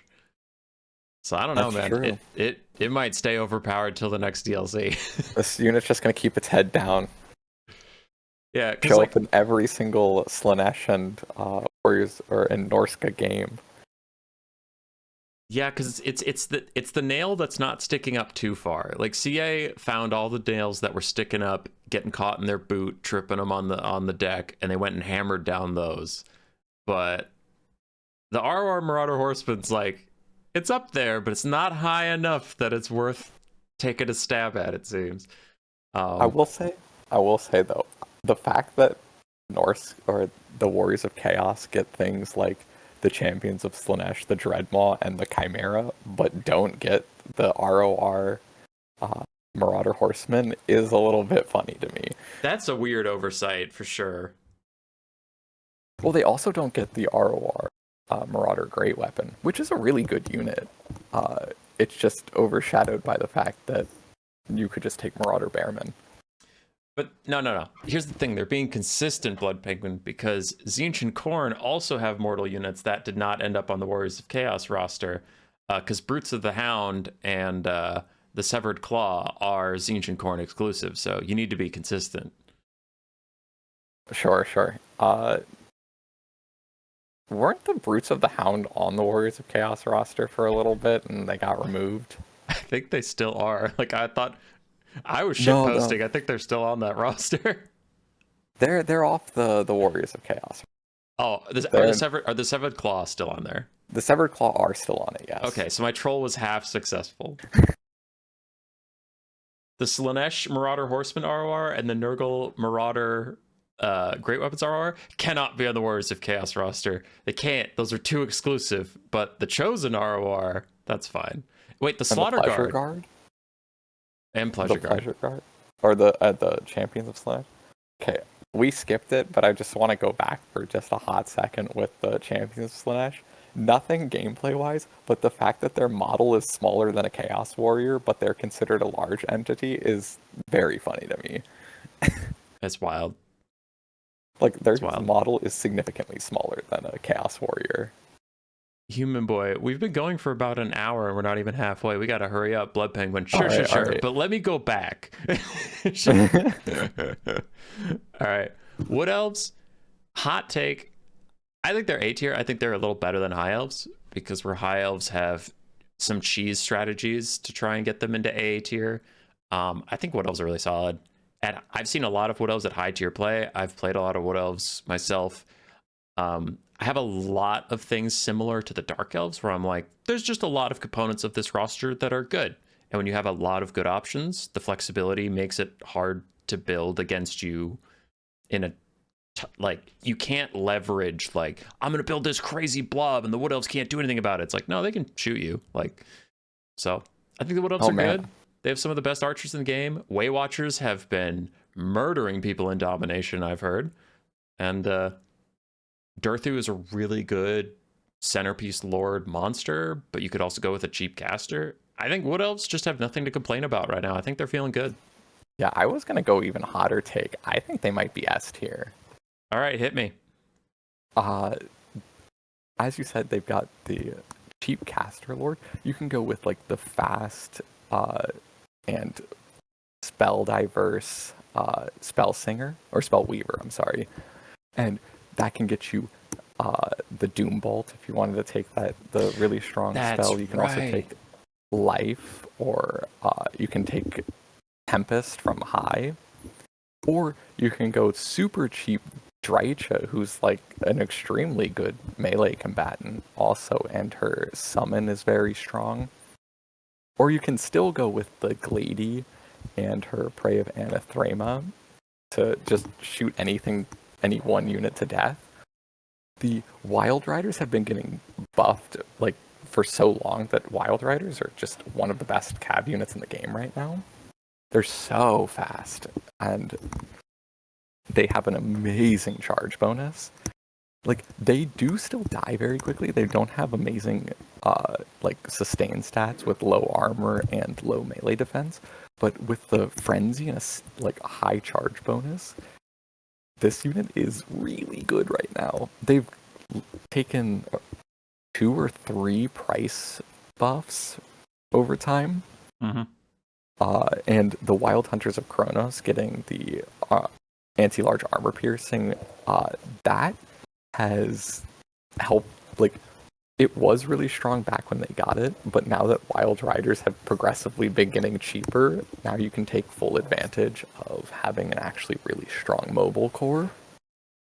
So you can get like these full mobile builds from the Wood Elves that work on using just a ton of Wild Riders, and then Glade Riders with bows. Sisters of the Thorn have really solid, the Curse of Anrai here can just win cav engagements. And I've been seeing those a lot more recently. And then you have, for frontline, you have Dryads are just one of the most efficient frontline units in the entire game. They have really good stats, Vanguard deployment, physical resistance, for only 550 gold, and Spread 60 formation. armor. People overlook that 60 armor so much. All right.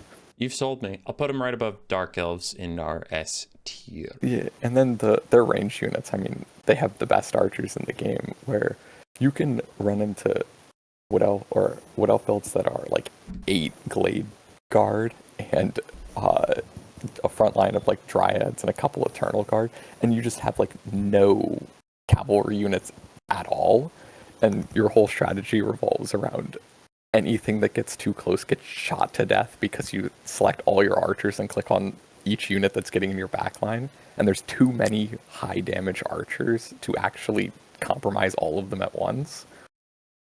Or you have the triple Way Watcher, which went all the way down in popularity. Nobody was doing it, and now I've been seeing it more where people are bringing Way Watchers again. And if you're not respecting Way Watchers, they will instantly delete your best unit. Mm-hmm.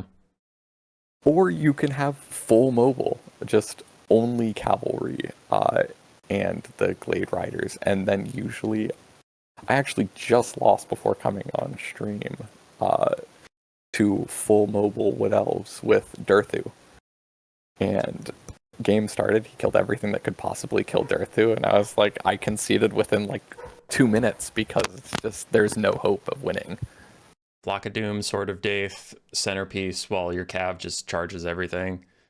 And especially like on Conquest, Durthu just walks up to the point and dares you to push him off of it. I mean, he doesn't have a ton of capture weight. Obviously, he needs Dryads for that, but it's like you need to eventually take that space, and he's just waiting for you to try. Yeah, I think Wood Elves are extremely strong right now. I mean, I really like them.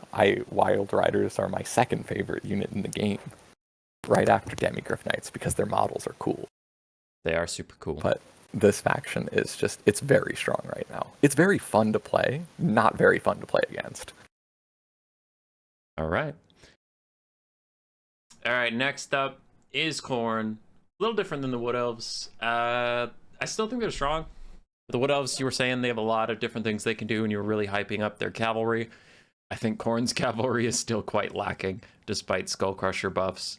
But they're really strong. I've actually gotten a lot of wins on Khorne after coming back. So I don't really know where to place them, but I think they end up somewhere in the S and A tier. Where are you thinking? Oh, I would say A or B. I wouldn't go anywhere. I wouldn't put them anywhere close to S tier. Okay. But I think they're just a very solid faction. I've been seeing a lot of Skull Crushers recently, and they seem okay. They still don't seem amazing, but they do seem pretty okay. Blood Beasts are a really good mobile armor piercing unit for them, and they have like the best Furies. Their Flesh Hounds are still really good. Their Marauder throwing axemen are pretty good, even like hybrid units as well. Skull Cannons are kinda lacking now. Like, they're okay. They heal themselves in melee and get ammunition back, which is great. And in a lot of matchups, they're good. But the nerfs, especially to the ROR, have made it that it's only an okay unit now. Mm-hmm. But they still do have fantastic infantry. They've got really good mobile options. Even if their cavalry itself is pretty bad, they've got other mobile units like, again, the Blood Beasts, the Flesh Hounds, the Minotaurs that can more than make up for that gap. And their Lord roster is really good now. Like, their diversity of Lords. Because it used to just be Valkia. But I've been seeing a lot of Blood Speakers. I'm not really sold on him, but I have been seeing him more. The Herald of Khorne is really cheap and effective. Arball is fun and really strong and melee combatant. Taker is really, really well statted. Even after the nerfs, he's still really well statted for a Chariot Lord. I love him, And man. he's just also really strong in general. Just very, very good unit, very good Lord. And Scarbrand. Scarbrand's Rampage, you have to respect it. And he does deal a ton of damage. I don't think that his self-Rampage is very good, but he at least now feels that he is worth his somewhat high price point. Uh-huh. Well, we do have a good amount of factions placed now, so it can be easy to find where these guys should land just based on them. Do you think Khorne is stronger than High Elves? No. Do you think Khorne is stronger than the Warriors of Chaos? Yeah, probably. All right, so that puts them at either the last in A or the top of B. Yeah, that's probably exactly where I'd put them. Like low A, high B, but they're a very solid faction. I think I'll keep them in A because Wrathmongers are still limited in tournament play because of how strong they are. And even then, like, the ROR Wrathmonger has won me a good number of games where we get to late game and, like, they just can't kill my Wrathmongers anymore. And I stand on the point, raise my hands in victory as they attempt to cycle charge me and just die. That is true. Wrathmongers are just insanely strong. I don't think that they alone push this into like S tier, but they are an extremely strong unit, and limiting them is definitely the correct choice, because if you had to respect builds that had 3 Wrathmongers in it, you would find this maybe creeping up into S tier. Because if you were talking about the handshake of like, my faction doesn't have range units, but it's actually like melee, like this is actually the best melee faction. Like you also sacrifice your casting for it, but it's worth it. They're really, really good. Tomb Kings, I probably have a hot take. Like, I know I'm alone in this, and I know I'm wrong, but it is my opinion, and this is the Give It Your Opinion show. I think Tomb Kings are kind of mid. I think they're either B, but my heart says C. The cats got nerfed. The roster is really small, and I know that like people bring up a lot of their units are well costed, and I do agree. Where it's like, man, for 650 gold, then Hekar Horsemen are strong and whatever and all that. Yeah. But like, their ability to kill single entities, in my opinion, is really weak without the ROR Necrosphinx or Ushabti Greatbows. And if you take those things, it's pretty easy to grind them down in melee with anything that isn't a single entity. I personally, when I face Tomb Kings, I don't feel threatened. And when I lose, it's usually mistakes I made, not like, damn, just can't beat them. They're so strong. It's like, I overextended here and here. I took the damage I shouldn't have, yada yada. I know Usura's Incantation of Vengeance is still strong after it's been nerfed, but I've started playing around that, and I just stopped taking elite cavalry, and I've been fine. Like, I'll take monstrous cavalry because their model count is low enough that it doesn't die to Usurians. But like, I don't know. I know, but I am also very aware that I am alone in that opinion, so I defer to you. But there's my little soapbox of that. I mean, the only thing that I could say that like about taking my opinion with a grain of salt is that I have had this faction banned for like a year now, so I barely see it anymore. But this faction I would put it in S tier. This faction is crazy strong for when I play against it. For single entities, they have the Sepulchral Stalkers, which just, if you mess up and you put your strong single entity in the wrong spot and then these guys uncloak next to it, you're like, well, there goes half its HP instantly. Yeah. Their melee Ushabti just give them an extremely powerful rush. And I have had problems with these guys just walking through my front line to get onto my range units. And I mean that very literally, like walking just through them. Uh-huh. and that's always really frustrating. The I've seen so many Necro Knights, and I go back and forth on whether I think this unit is good or bad, but like, because sometimes the Tomb Kings will just lose the game because the Necro Knights get caught in a terrible fight and they die instantly. And if you're bringing Necro Knights, then you don't really have the money to stretch into either ranged Ushabti or the Sepulchral Stalkers. And losing these knights means that you don't have anything to deal with those single entities anymore, and you're in a lot of trouble. That being said, like, sometimes these guys will just kill everything in a cav engagement.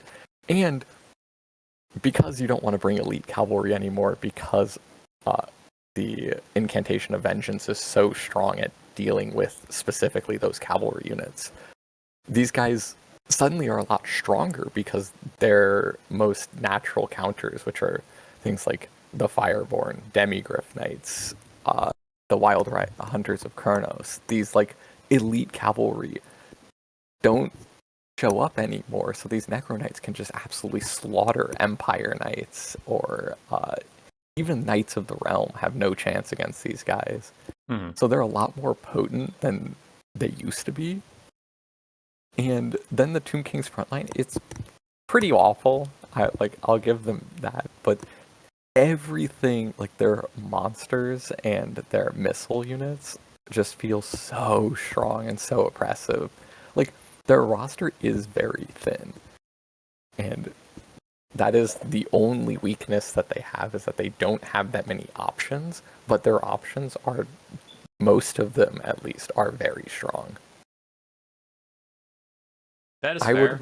I was going to say, this is my least, if I see this faction, I know that I am in for a lot of trouble. That is fair, and why I put them in S while you were talking instead of usually I kind of balance our two opinions is because with the context of my Discord, like, I see a lot of people who are playing a lot more than I am right now saying that this faction is strong, so I just know my opinion is outside the mainstream. So that's why I put them in S, and I'm not like, well, if I say C and you say S, let's put them in like B or A. It's like, no, I acknowledge you're right on this one. I just personally don't have a lot of problems with this faction when I fight them, but like, it's... I would accept someone walking me off the cliff to put them maybe in A tier. Like, they'd have to have some strong arguments, but I would accept that that is possible that they are A tier, but I would put them in S tier for sure. Yeah. I'll leave them in S, like, just because my opinion is so outside what I've seen the discussion be that I'm like, all right, I'm wrong about something here. Lizard Men, I think are solidly in A tier. I've actually been playing them a decent amount. I'm tempted to put them in B, but looking at the factions in B in the bottom of A, I'm like, well, I think Lizardmen are better than High Elves and Khorne, so that makes them somewhere up here. They just got a lot going for them, man. They have a lot of diverse, strong options. Slann of any kind are still really strong, especially Mazda Mundi. Like, Saurus have been getting buffs over and over again that now I think they're not a bad unit. They're not great. You still see mostly skink units, but like, the Saurus can show up, and the Saurus can be difficult to deal with if you didn't bring any anti-infantry units. Yeah, I think the High Elves are better than them, but that's the only difference in opinion here. I think that they're solidly A tier. They have so many units and so many different play styles that you can go with, and all of them are actually pretty good. Their single entities are good. Their Sigors with Skinks can make a really strong punch through front line. Saurus can hold forever, and the Cold One Spear Riders and just regular Cold One Riders are like really solid cavalry for their price point. The Spear Riders, like, this is where it's like the difference between the Dark Elves and the Lizardmen. The Cold One Spear Riders feel like a pretty fair unit. Like, their speed actually seems to affect them a lot, and their lower stats and their lack of murderous prowess means that they're not literally unbreakable. So this unit it's very strong, but still feels a lot less like oppressive than Dark Elf one. And the Cold One Riders are just really solid stats for a really nice price point. They're not amazing, but 850, you'd like to see them. Yeah, Lizardmen are only really hurt by lack of dogs or like light cavalry that could support them. Because I have had issues chasing down anything that I beat in a fight, and I'm like, well, I just have to accept it's going to come back later because it's faster than my mobility. Yeah. Like, that is the one thing. Like, Pterodon Riders used to be really popular. I think that those have fallen out. I don't think that they're amazing anymore. That's like the closest you had to a dog unit, though, if you wanted to chase off things. You can still use like Ripperdactyls, but it's not really worth chasing something that's routing with your unit that you're 1100 gold or the ROR 1400 gold unit that you really want to be doing something else with. Yeah. But Coatls are good, Croxagores are good. The range units, like the Salamander hunting packs and even the Razordon hunting packs, like they're squishy, but they can get a ton of value if you don't shut them down. Ancient Salamanders I've been seeing a lot of recently, and while I don't really like them, I've seen them used very well, so... Yeah. Lizardmen are quite good. It's nothing really, it's more of, there's nothing to bump them up into S more than I think they're like incredibly strong. It's just like, no, they're just solid, but nothing really stands out to like carry them to a win. They're just fine. But yeah, I agree. The versatility keeps them out of B.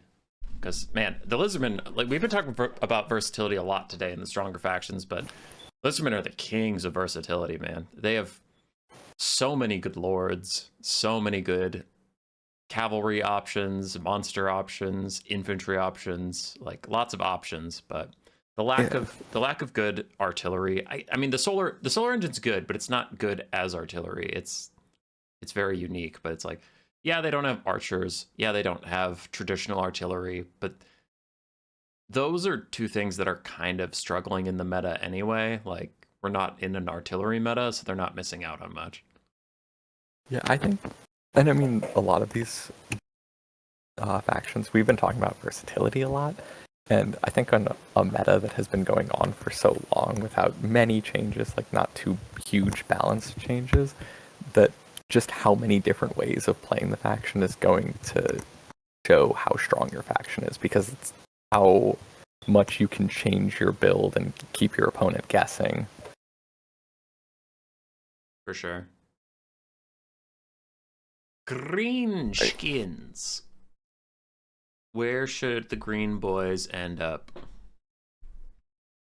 I think they're either B or A. They're really solid. They're another faction that can do a lot, but their less reliable morale makes it so that they're basically like the lizard men, except everything runs away faster. I think that's fair. I haven't had a lot of complaints. Greenskins are my second most played faction behind Skaven, but I've been losing a lot on them. And there's definitely lots of things I could be doing to play better. I'm not complaining, but like, I don't know. I've been losing a lot. It feels less plug and play than it used to in other metas. Like, it kind of used to be a little brain dead that you could lock in 4 Boar Boy Biggins and you're fine on the cavalry front, but other cavalry has caught up to the Boar Boys. And now if you don't time it with a good Wah or a Fists of Gork, your Boar Boys are actually going to get slaughtered. They're pretty bad at killing large targets, so yeah, Greenskin's definitely not S tier. Could debate A. I don't think they could go any lower than B. They're definitely not. Yeah, they're definitely not C or D tier. So they're a good middle of the road faction. I put them in B, just below Vampire Coast and Warriors of Chaos. I think those rosters have been punching a little higher than Greenskins have been at high level play. I haven't seen a lot of Greenskin mains win tournaments, but I see a lot of Warriors of Chaos among the tournament winners. So But that could also be like we don't have a lot Berserk. of. Yeah, it could be Berserk because he's a Warriors of Chaos main. Sipa also, I think, plays some Warriors of Chaos and he makes it pretty far. But it's been a while since I've seen like Falcon or Flying Taco level players playing greenskins. So who knows? Maybe it's like the crop of good players we have right now just aren't greenskin mains, or are greenskins lacking. It's hard to tell which of those Yeah. is true. I think it's probably a mix of both, because the big thing that you touched on already is the Boar Boy Biggins. They're good, but even the 50 gold price increase that they got a while ago, you do feel it. Like, this is it a 900 gold unit? Maybe. But the other, like, their 650, the small boar boys or the savage orc boar boys, Mm-hmm. they're all they're good, but they don't just win cavalry engagements the way that they used to. Also, their skirmish cavalry just feels a lot less, is a lot more lacking than it used to be. Mm-hmm.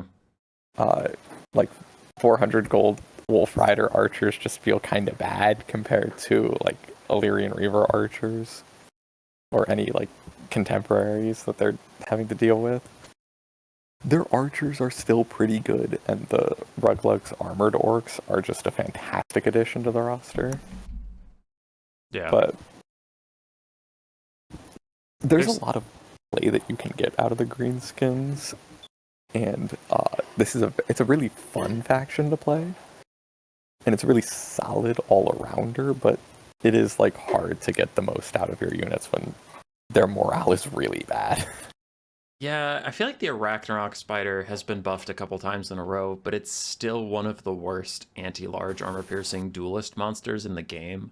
Its animation set is just really bad. It staggers too easily and like spends most of its time cringing away from its opponent instead of swinging back. So I think in the single entity meta, greenskins have had to rely on multi-entity counters, like buffing up Boar Boy Biggins, shooting stuff with archers, things like that.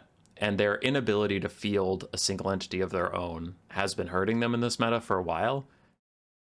And I've when seen I, a lot of sorry, you go. oh no, sorry, I was just gonna say I've seen a lot of colossal swigs to deal with, to try. That's fair. But I only say that in like keeping them out of S and A tier. I don't think they're bad at all. Obviously, middle of B is perfectly fine.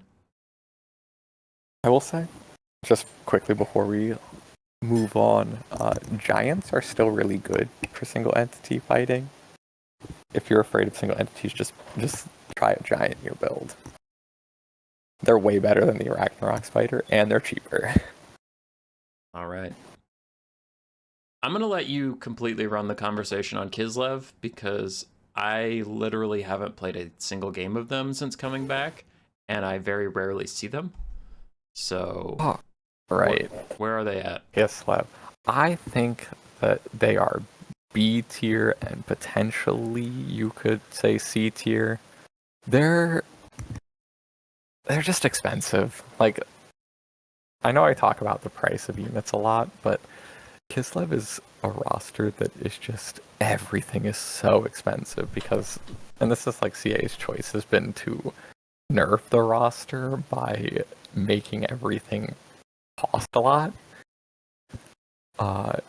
It does leave them so that your armies are always feeling pretty small.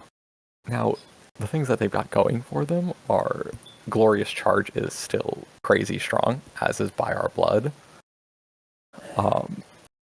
Their backline shooting is pretty impressive. Like, you can go big, like Kassar and builds with armored Kassar's pistol shots are also still very good. And Streltsy are an amazing gun unit. But you just run out of money very quickly, so it leads you to building somewhat one-note armies, where you either go with a ton of cavalry and single entities, because the Frostworm is their other big powerhouse unit. And putting your Caster Lord on a Frost Worm, does make it so that you have a pretty good and cheap armor piercing anti-large unit. But just by bringing that, yeah, you got your caster and your anti-large duelist, but that means you want to bring healing for it, and the healing's going to cost you. Then your cheapest unit on your roster is 500 gold for a frontline unit, and you just got to make the money work when the entire roster is not working with you. Because a lot of their hybrid stats are not like that hybrid. You don't want your Kossars being in melee if you can avoid it. So they just suffer the fact that hybrid is not that good, just mechanically. Mm-hmm. Like, I think a lot of people might put them in C tier, and the only people that are going to put them any higher than B tier are people that are really mad about By Our Blood, because it is very strong, but it would be insane to put them in A tier. So now where does their carbon copy, definitely the same faction, the Empire, fall? Empire is A or S tier. I would put them in A tier, like high A tier. You could definitely argue S tier, but I would put them A tier. Below or above Norska? About the same. I think that Empire is maybe a little bit stronger just because they're more versatile, but they're really solid. They've got amazing lord choices. Their frontline is some of the most efficient frontline units in the game at holding. They're not going to break through any enemy front lines, but Spearmen with shields are still just premium frontline unit. I have been using Null Ironside so much lately. I don't think the unit is amazing, but it is a very fun unit, and it is a good gun unit. Where handgunners have been struggling a lot recently, Null Ironsides at least have the armor and the melee prowess to not instantly die. Right. Their cavalry is okay. The Empire Knights are a good blocking unit. They're a little bit expensive for what you'd want just a blocking unit to be, but they're not bad by any stretch. Knights of the Black Rose are absolutely fantastic at holding the line. Like, immune to psychology, 50 melee defense, and 120 armor with shields is just insane. They are a little expensive, but they are so worth it if you're looking for a cav unit that just doesn't go anywhere. And then Demigryph Knights, I've always been a believer in these guys. Anti-large armor piercing, at least the halberd variants. Very strong. You do have to babysit them with healing if you want to get good value out of them. And finally, the part that everyone hates is their missile cavalry, which is so strong. Pistoliers are honestly kind of weak right now. Low range and really terrible melee stats, and HP just means that they die instantly if they get caught. But Outriders can deal so much damage. They're honestly significantly better than War Wagons right now. They're just also very hard to use in that they also die very quickly if they get caught. But Outriders can deal a ton of damage, and if you are very good at microing them, they can be very oppressive. War Wagons are... I have always been kind of a hater on War Wagons, and I know that that's a really not popular opinion, but I think that War Wagons are maybe not overhated, maybe that's the wrong way to phrase it, but they're over-respected. They don't deal an insane amount of damage. They just slowly rack up value over the course of the game, and their models are pretty hard to hit because of jank. Mm-hmm. And that makes them feel stronger and more frustrating to play against than I think that their actual in-game prowess would show. And Steam tanks are actually kind of good now. If you don't have a way to beat the Steam tank, like to actually kill the Steam tank, it can just choo-choo all over your army. Landships suck though, so there is that. But I think that overall there's just a ton of different ways to play the Empire that your opponent is never really going to know exactly what you are bringing. And that just in and of itself makes it really strong. I also totally skipped Hawkland long rifles. Those guys are really gross. They're really strong. I did just totally gloss over them, but yeah, they're really strong. I am gonna just let Blood Penguin continue on his tear because Bretonia is right behind Dwarves. So, bam, third main in a row. Bretonia, go. Oh man, Britannia. I think that they are B tier probably. I like I like them enough to put them in A, but I think that they're B. I have not seen anyone else play Britannia, so this is really hard to judge for me. Mm-hmm. Like I feel like they're pretty good right now, but I have literally not seen a single other Britannian player against me. How do you feel about behind ogres ahead of demons of chaos?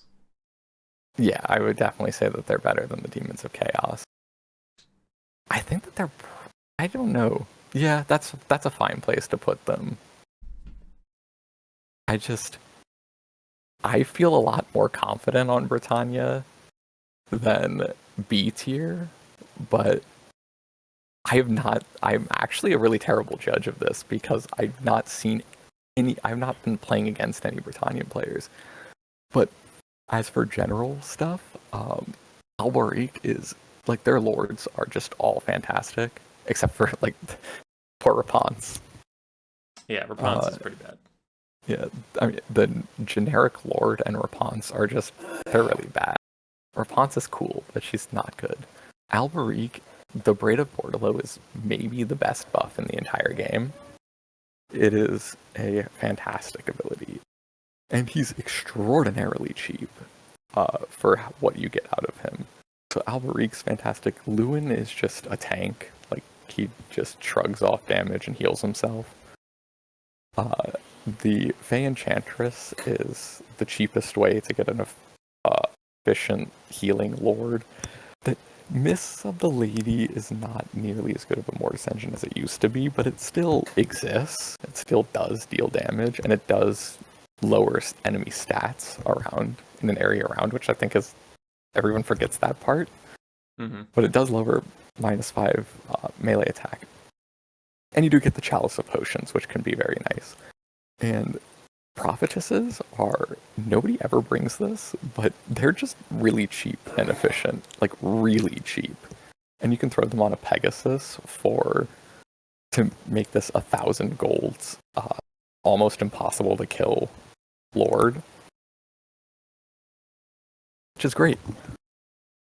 We talked about paladins. They're not very good right now, but they're kind of cheap.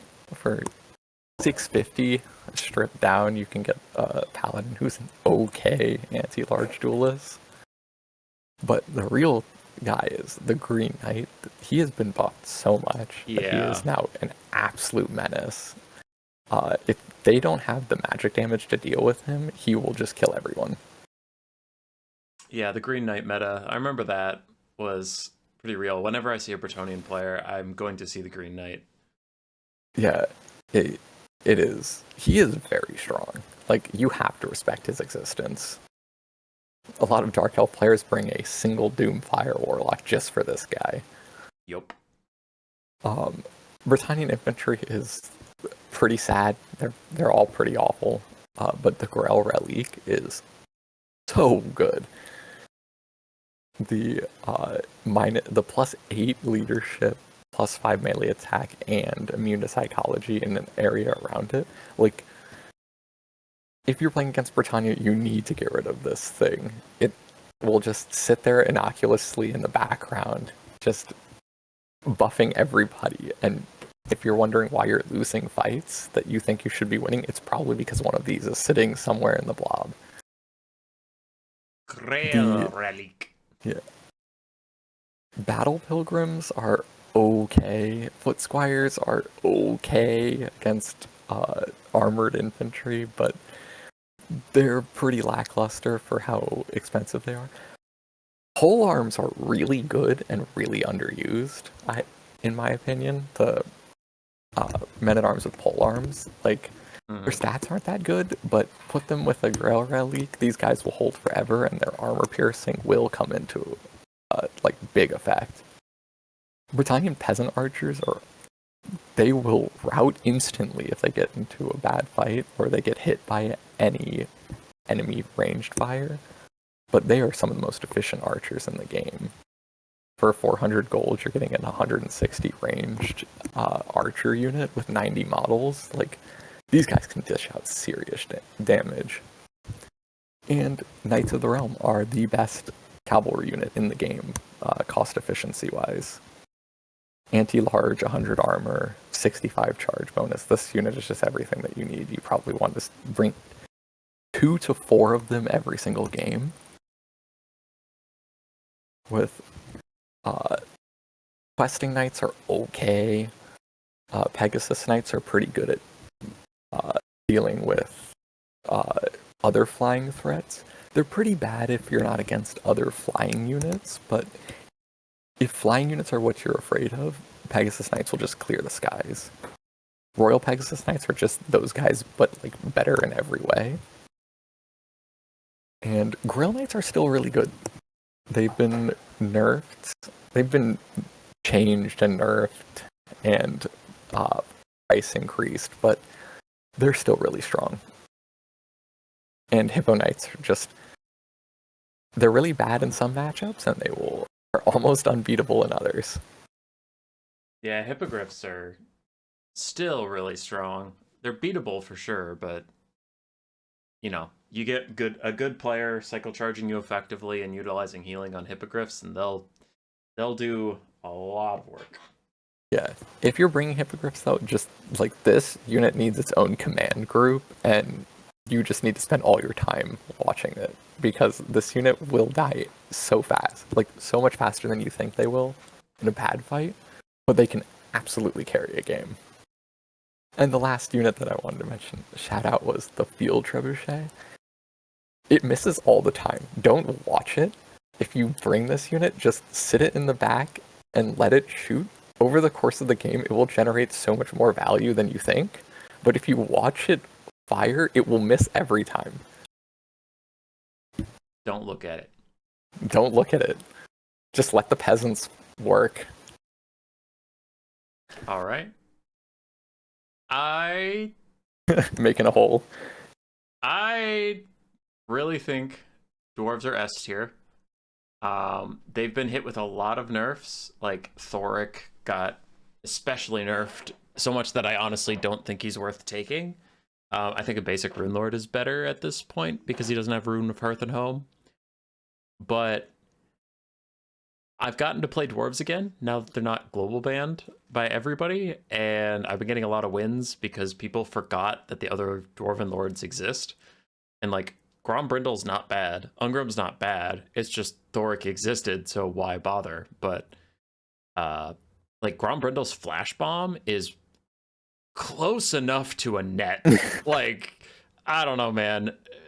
Backline people try and get to my troll hammers and my thunderers, and I just hit them with a flash bomb, and they die before they ever make contact with an infantry line. Your front line's still insane. Gyrocopters are strong, but I also, similar to my Skaven arguments, I also think dwarf mains won't like that comment, but like a lot of people who casually play dwarves only learned how to play gyrocopters and Thoric, and then as soon as those got nerfed, they're like, wow, dwarves suck, and peaced out. I'm like, no, you have a lot of cost efficient units on this roster. You have a lot of artillery, a lot of ranged units that can dish out damage. Your front line is nearly unbreakable. You have backline sweepers that are literally unbreakable. It's like, this is a great roster. They're very, very strong, and I still think they're S tier personally. Um, one thing that does hold them, the caveat I'll give is one thing that holds them back is they're the exact opposite of the Warriors of Chaos and Vampire counts, where skill per like skill does not factor as much into playing dwarves. Like, you can't click your way out of a bad situation like you can with some of the higher micro factions. Like, Wood Elves, Warriors of Chaos, Vampire counts. If you click everything great, if you target everything perfectly, if you outplay your opponent, then you'll win. Dwarves, it's more of a strategic thing. It's like, all right, is your build good? Is your positioning good? Is your targeting good? Because you have no mobility. Your single entities are all foot characters. Like, you can't outplay your opponent. So you just, yeah, you got to position your units correctly. Like, if your Thunderers are out of position, no one's getting to them in time. So, yeah, I don't like this faction at all. I like their old style of like big armies with like lots of lines of Thunders and Quarrelers, but that is not what we live in anymore. I think I agree this is an S tier faction, but it is so, oh my gosh, Iron Drakes are just unbreakable. they're literally unbreakable. I've had several come back at 1 HP. Yeah, and it's like they deal so much damage. Their range is crazy. But every time I'm so used to them not having only having the 120 range they used to have. Yeah. They outrange my guns, which is I'm always shocked by that.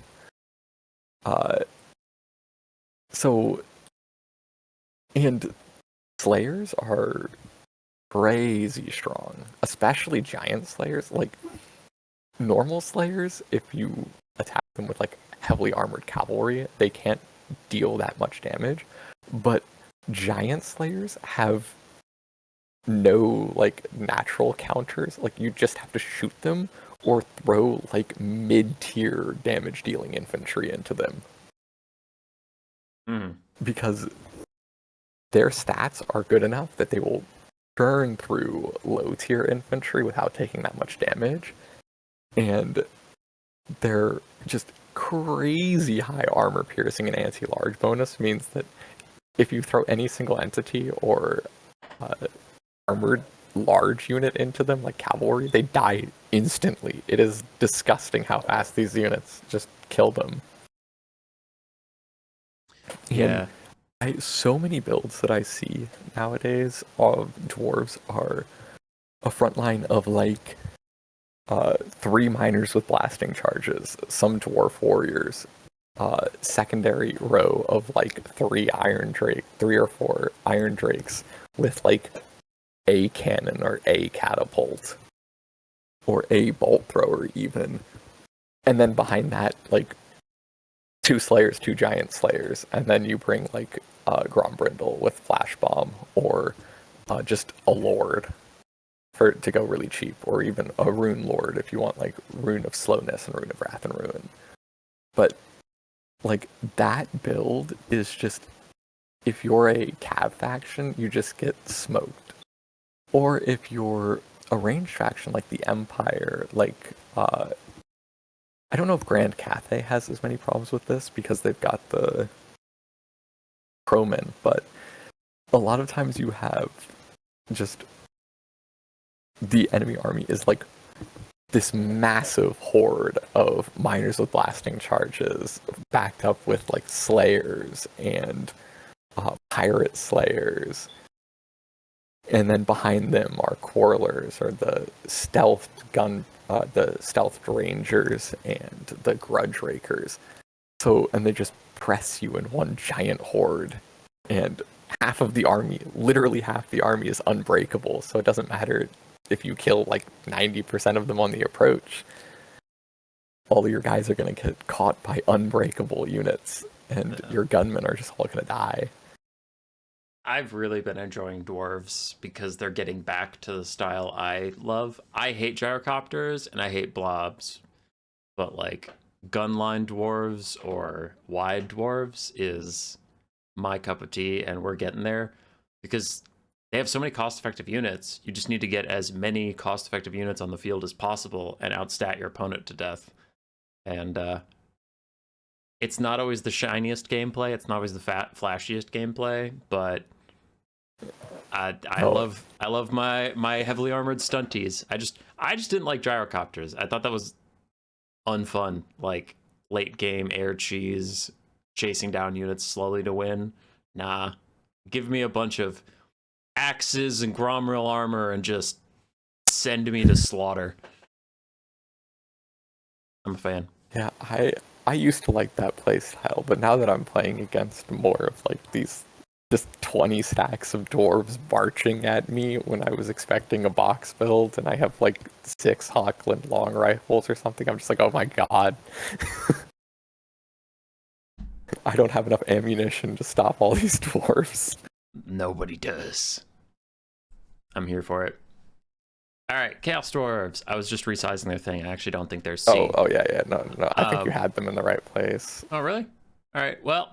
All right. You had your time with your Kislev Bretonnia Empire 3 in a row. I'm sorry. I actually don't think Chaos Dwarves are C. I'm curious your thoughts after that little intro, but they've gotten several buffs in a row, and I think they needed all of them. And now Kadai Destroyers, no, Kadai Fireborn, sorry. Kadai Fireborn are solid units. I wouldn't say they're great, but they're solid. A lot of your Hobgoblin units are actually good for their price. Infernal Ironsworn are still amazing. Your single entities are still amazing. Your trains are still amazing.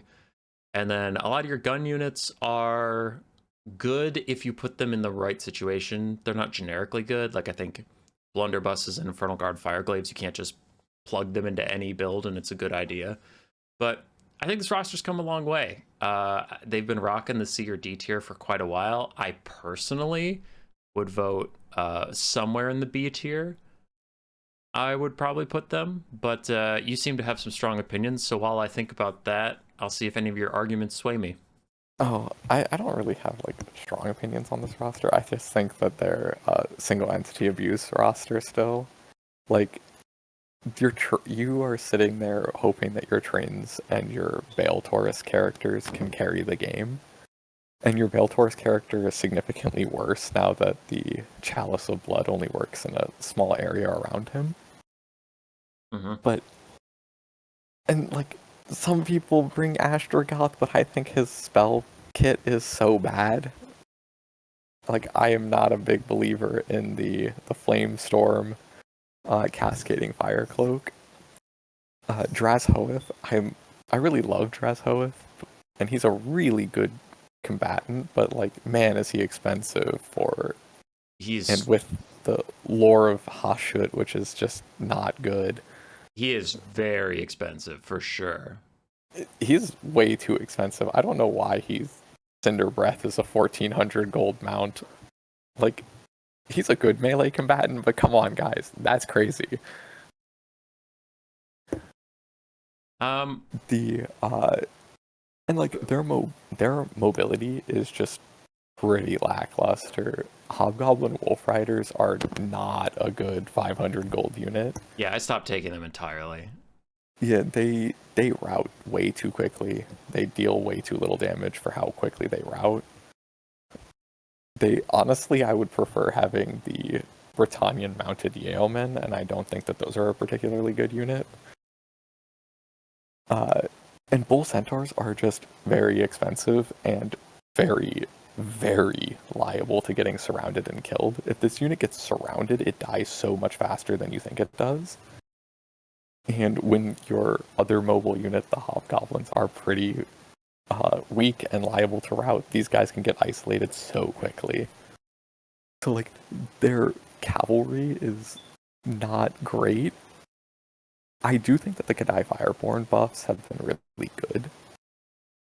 And that's like given the Chaos Dwarves a little bit more dynamic play, but I'm just not a big believer. I think that still the best ways to play them are either just try to win with like 2 Bale Taurus characters and a train, or to just go like 3 Infernal Ironsworn and just try to grind your opponent's army to death.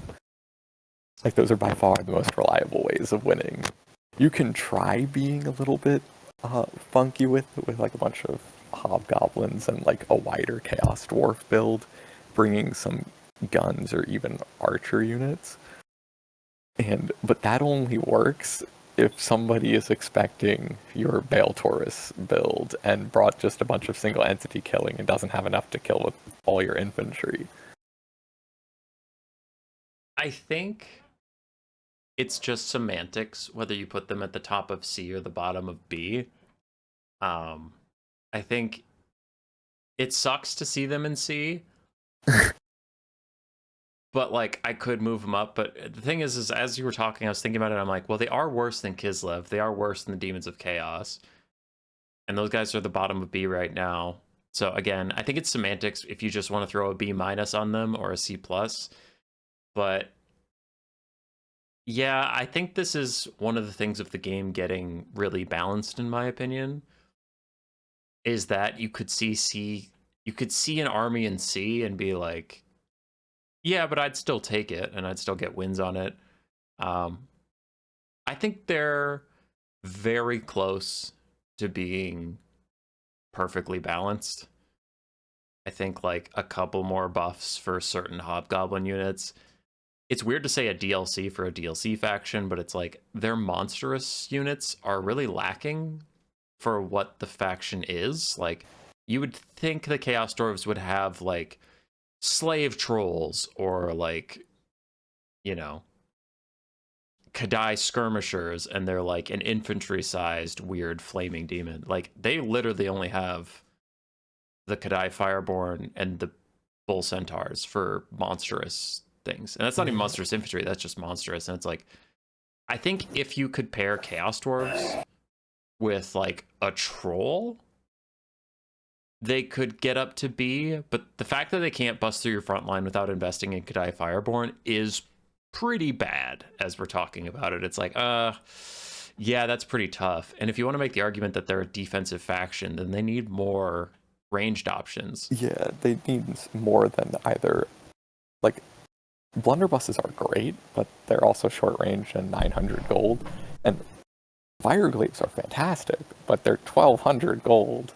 Like, if they had a mid-tier gun unit or just high damage unit for ranged, or like, their magma cannons are fine. Death Shriekers are actually really good, but they're all kind of squishy. Like, if you get on top of a Death Shrieker and Chaos Dwarves brought a Death Shrieker, like, they probably already lost the game. Yeah. So I think it's odd that they don't have really good infantry clearing ranged. Because that's something my gun builds with the Chaos Dwarves have lost to, is when the enemy front line brought a lot of armor piercing, which like is smart to do, and they just get through my Chaos Dwarves and my Goblins, and then I get overrun, and it's like, oh, I don't have any ranged options that can kill the infantry while my dwarves hold.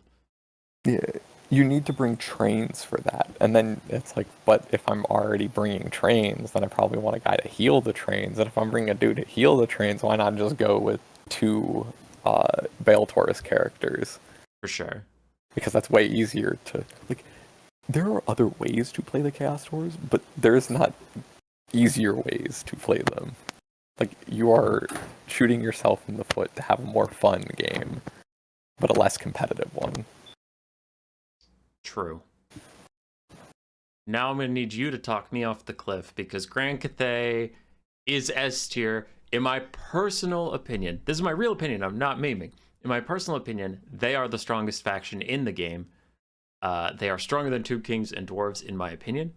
I despise them. I hate playing against them. It's so tough. They have some of the only artillery in the game that is actually good, where it's like the Empire has the ROR Hellstorm, Vampire Coast has mortars, according to you. Chaos Dwarves have the Death Streaker. Grand Cathay, all of their artillery is pretty good in its situation. Like, their cannons are awesome and they have fire damage. Their fire rain rockets usually hit infantry spreads, sometimes even hit 2-for-1. Zaytang is an amazing single entity sniper. So if you go with artillery, you have some of the only artillery in the game that works. Your front line is one of the most cost effective in the game, and with harmony bonuses, they can be hard to break. You can have a drum that makes them literally unbreakable. Zhao Ming is your only lord that matters, but like, he's all you've ever wanted in a lord. He's a terror causing caster monstrous duelist with healing and tankiness. And it's like, it's crazy. Croman are insane. I'm losing my train of thought. Jade Lancers are pretty good. Pretty good. Not incredible, pretty good. And then you have Iron Hail Gunners, which are just Chaos Dwarf blunderbusses for nearly half the cost. And it's like, I get so tilted when I fight Grand Cathay. I've had multiple games where I just, as soon as I forgot to, like, I didn't set up my pick 3 in a way that I have a Cathay counter and my opponent picks Cathay. I just kind of want to saltily say, okay, it's 0-1 next game. Like, they are my bane. I can't beat them. Okay, I would put them in A tier. I do think that I don't fully think that everything you said is wrong. I think that most of what you said is correct. Croman are very strong. But Jade Lancers are super meh. Their Great Longbow Riders are also not fantastic. Like, they're decent. I think that the Grand Cathay is basically, they're a box action that can catch you off guard with a rush build, but that rush build, if it doesn't catch you off guard, has no chance of winning. So you just need enough tools to be able to deal with a rush build if you see it, and then focus up on breaking their box. Zhao Ming is definitely the most common lord that you're going to see, but Final Transmutation is not really on the table for him. If he's going to be the caster, he's going to bring only Dragon's Breath, because it's really awkward for the Grand Cathay player to keep switching him back and forth from dragon form to human form just to cast a spell. Yeah. And Dragon's Breath it's an okay spell against lightly armored units. It's terrible if they're against heavily armored. So more often than not, you see Grand Cathay players bringing a second caster with Zhao Ming, or they're bringing, you can see the Shugeyin Lord just for a cheaper caster, or even the Celestial General, who's honestly my personal favorite. He's just a really solid duelist. But their frontline is strong, and their backline is mostly, like, the ones you gotta watch out for are, like, just crossbowmen, really. It can be hard to break through their frontline. I really, really like Pendulum, if you can bring it in this matchup. I think it's by far the best Pendulum matchup. And, for example, of, like, just preparing for a rush build, you can bring Pendulum, and then you can also bring Malkaz, because that just covers your bases. If they go no cat or no box, then you have Malkaz that you can just Malkaz their cavalry with. As long as you're prepared for a rush, and you have an army capable of breaking a box, this faction falls apart pretty quickly. I'm not going to say they're helpless. They are still a very strong faction. But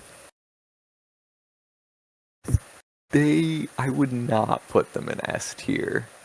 I think that they have the only, like, actually fantastic unit on their roster is the Onyx Croman. And then they have a bunch of solid units, like Jade Warriors, and the Zangu War Drum is really good at keeping their front line standing. but none of their units are particularly strong. It's just that Harmony is a very, very disgusting buff. I think the part that annoys me about Harmony, and then I'll get off this topic, but like, I feel like Game 3 was made and they said, listen, guys, Harmony is stupid strong. We get it. But they have to keep weak ass ranged units pretty close to their melee units.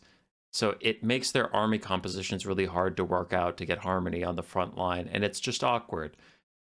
And then they were like, DLC time. Here's a corpse cart that you want to keep near the front line that provides both Harmony styles. And I'm like, but you promised. You said the weakness was you had to keep ranged units awkwardly close to your front line, and you gave them a fucking corpse cart that just does it.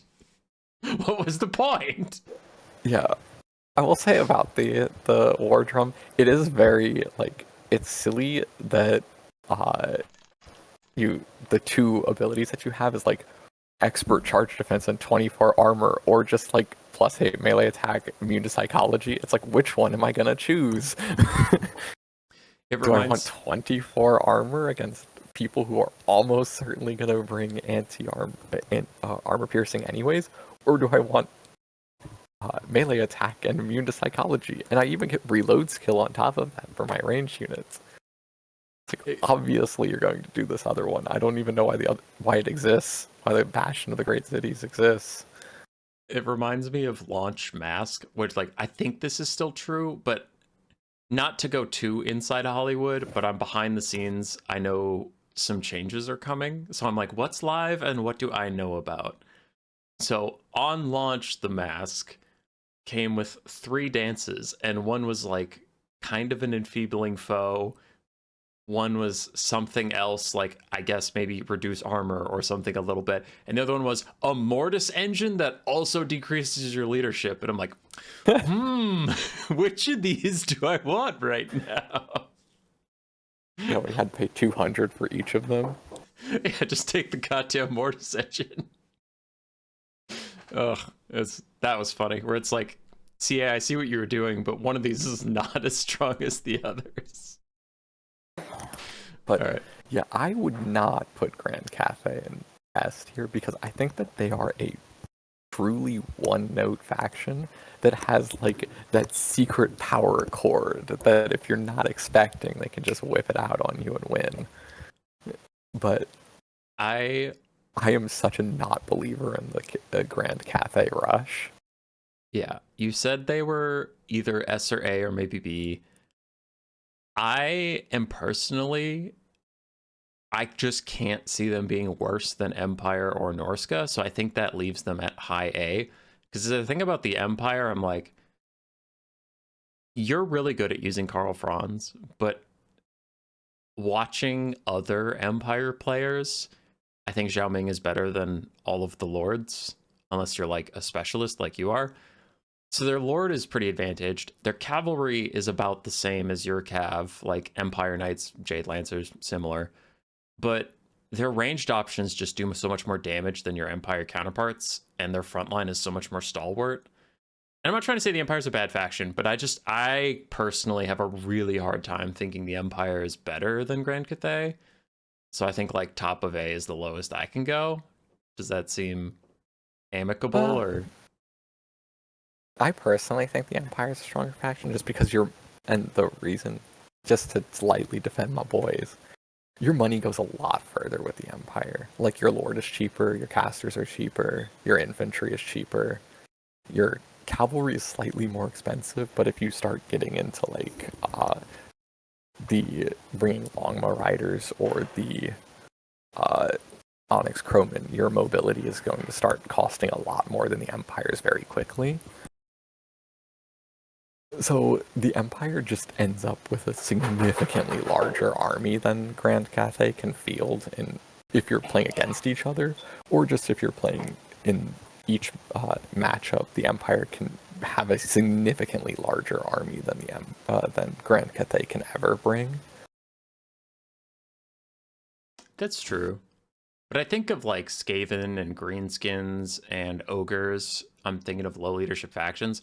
The Celestial Lions are really difficult to deal with if you use them well. Like the Onyx Crowman can fly over and hit your range units, and the Celestial Lions, if you throw them at the front line, like against greenskins, and they throw down their roar, you can just disrupt and terror route. And while you're buying this time, the Grand Cathay shooting is doing a ton of damage. And the Empire just doesn't have anything like that, in my opinion. But Oh, I don't know. I agree. And those matchups are definitely better for Grand Cathay than they are for the Empire.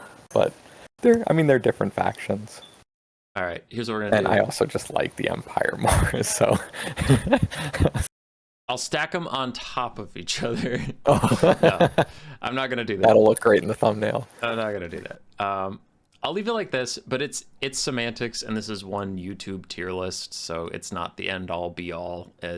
If in you the audience, not you Blood Penguin, if you the audience think Grand Cathay isn't as cool, if you think it's in C, it's so easy to beat, cool. But Penguin and I have very different opinions about this faction, so I'm just gonna move on. But like, it is, you make good points.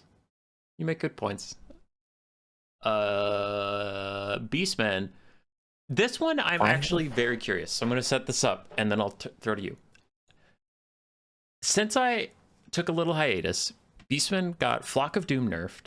Centaurs got nerfed again, I believe. And then a DLC came out. And since then, I still see Beastmen from the top level players, but the top level players were already Beastmen mains. Like, I see Bird still playing them, and Bird's great with them. I see Berserk playing them, and Berserk loves all the Chaos factions. So it's like, okay, but were they gonna play it anyway, or are Beastmen still S? But Beastmen are still in every top tier tournament I've casted or watched. They're still very popular, but is that because they're strong, or is that just because they're popular? I legitimately don't know. I would say both. They are definitely weaker than they used to be. The Centaur nerfs, you can feel them, but they are a very strong faction. I really like the Beastmen. And you still bring Centaurs, they're still fantastic. Centaurs with throwing axes are just the best of throwing axes. They're also a really solid melee unit. Mm-hmm. Your infantry is all good. You keep getting the best units of each DLC. The gore from each DLC is just the best unit. So now you have Zongors, Pestigors, Slongors, and Corngors, and they're all really good. Mm-hmm. And on the factions that they were actually given, they're all okay. But when you have all of them lined up next to each other on this faction, like, do I want to deal with large units? Do I want to punch through their front line really quickly? Do I want armor piercing that slows their backline or cavalry? Or do I just want a pretty tanky, solid infantry unit? Like, all of them are really good options.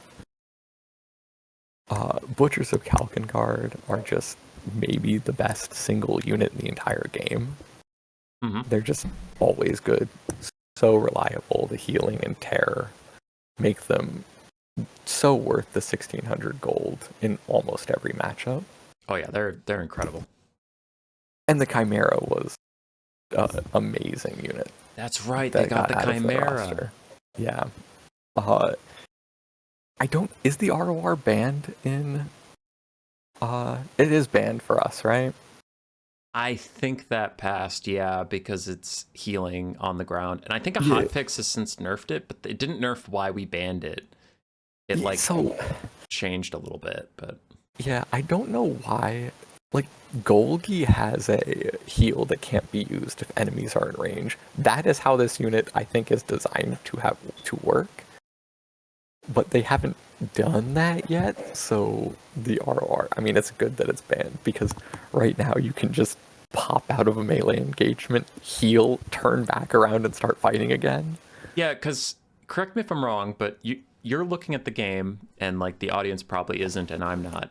It's like, you have to be out of combat to hit the button, but the healing doesn't turn off if you go back into combat immediately. Yes, that is exactly how it works. And Yeah. you only have to be out of combat for any amount of time. So you can pop out of, like, you can be in a melee engagement, you can turn around, run out of the pocket, start healing, turn immediately back around and start fighting again. Because how CA wants it to work based on the art for the ability and the way it's phrased. They want this thing to have to go lick its wounds and like wait and stalk and jump back in, and people are like, whoa, it's full health. When did that happen? But it doesn't work that way, like you're saying. It just, for some reason, needs to put its pinky toe outside of combat, start healing, and jump back in, and the healing's still applying. Like Yeah, it's not hiding and licking its wounds. It's just regenerating while murdering you. and they have a guy who already does that. They have Golgi. Uh, Golgi Maneater. He already has an ability that you can't be close to an enemy to heal. Like, just give that to this unit. It will be balanced. But I mean, other factions also have that roster or that unit, but the Beastmen just take the best advantage of it, which is why I'm bringing it up now. But Beastmen they are such a solid roster. If we were talking about having, like, Slanesh had a ranged unit that you basically can ignore because it's too expensive for the damage output, Ungor Raiders are exactly what Slanesh would have wanted. It is 425 gold, so really cheap. They've got terrible range, but there are 120 of them. And this unit I always love sticking one of them in my Beastmen build, because this guy can just sit behind the front line and pick at the most important targets and deal so much damage. Because even though it's got a like pathetically small weapon or missile strength and really terrible range, if you're attacking from all over, people don't have time to deal with your backline. They don't have time to deal with this one 425 man unit. They're busy dealing with all of your Centaurs and your Slangors that are punching through their front line and back line everywhere. These guys can rack up so much value. And in some matchups, you just bring like 4 of them. This is such a good unit. I think what you're sorry. Oh, sorry. I think what you're touching on there is a lot of why Khorne and Slanesh struggled for a long time. Like, Khorne just came out of the dumpster, if people don't remember. That DLC finally got them to be relevant. But like, Norska and Beastmen have been the epitome of all melee all day, we're rushing you.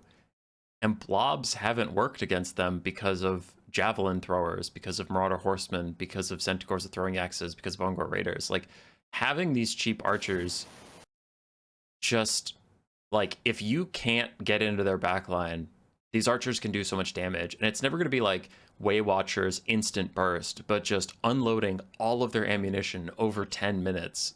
They're going to murder whatever they're shooting at.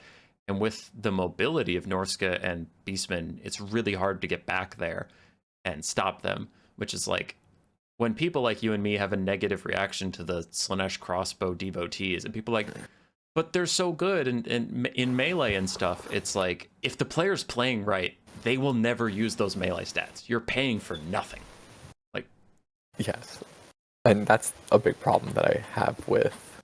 I didn't touch on them when we were talking about Kislev, but with Ice Guard, like, your melee stats are useless.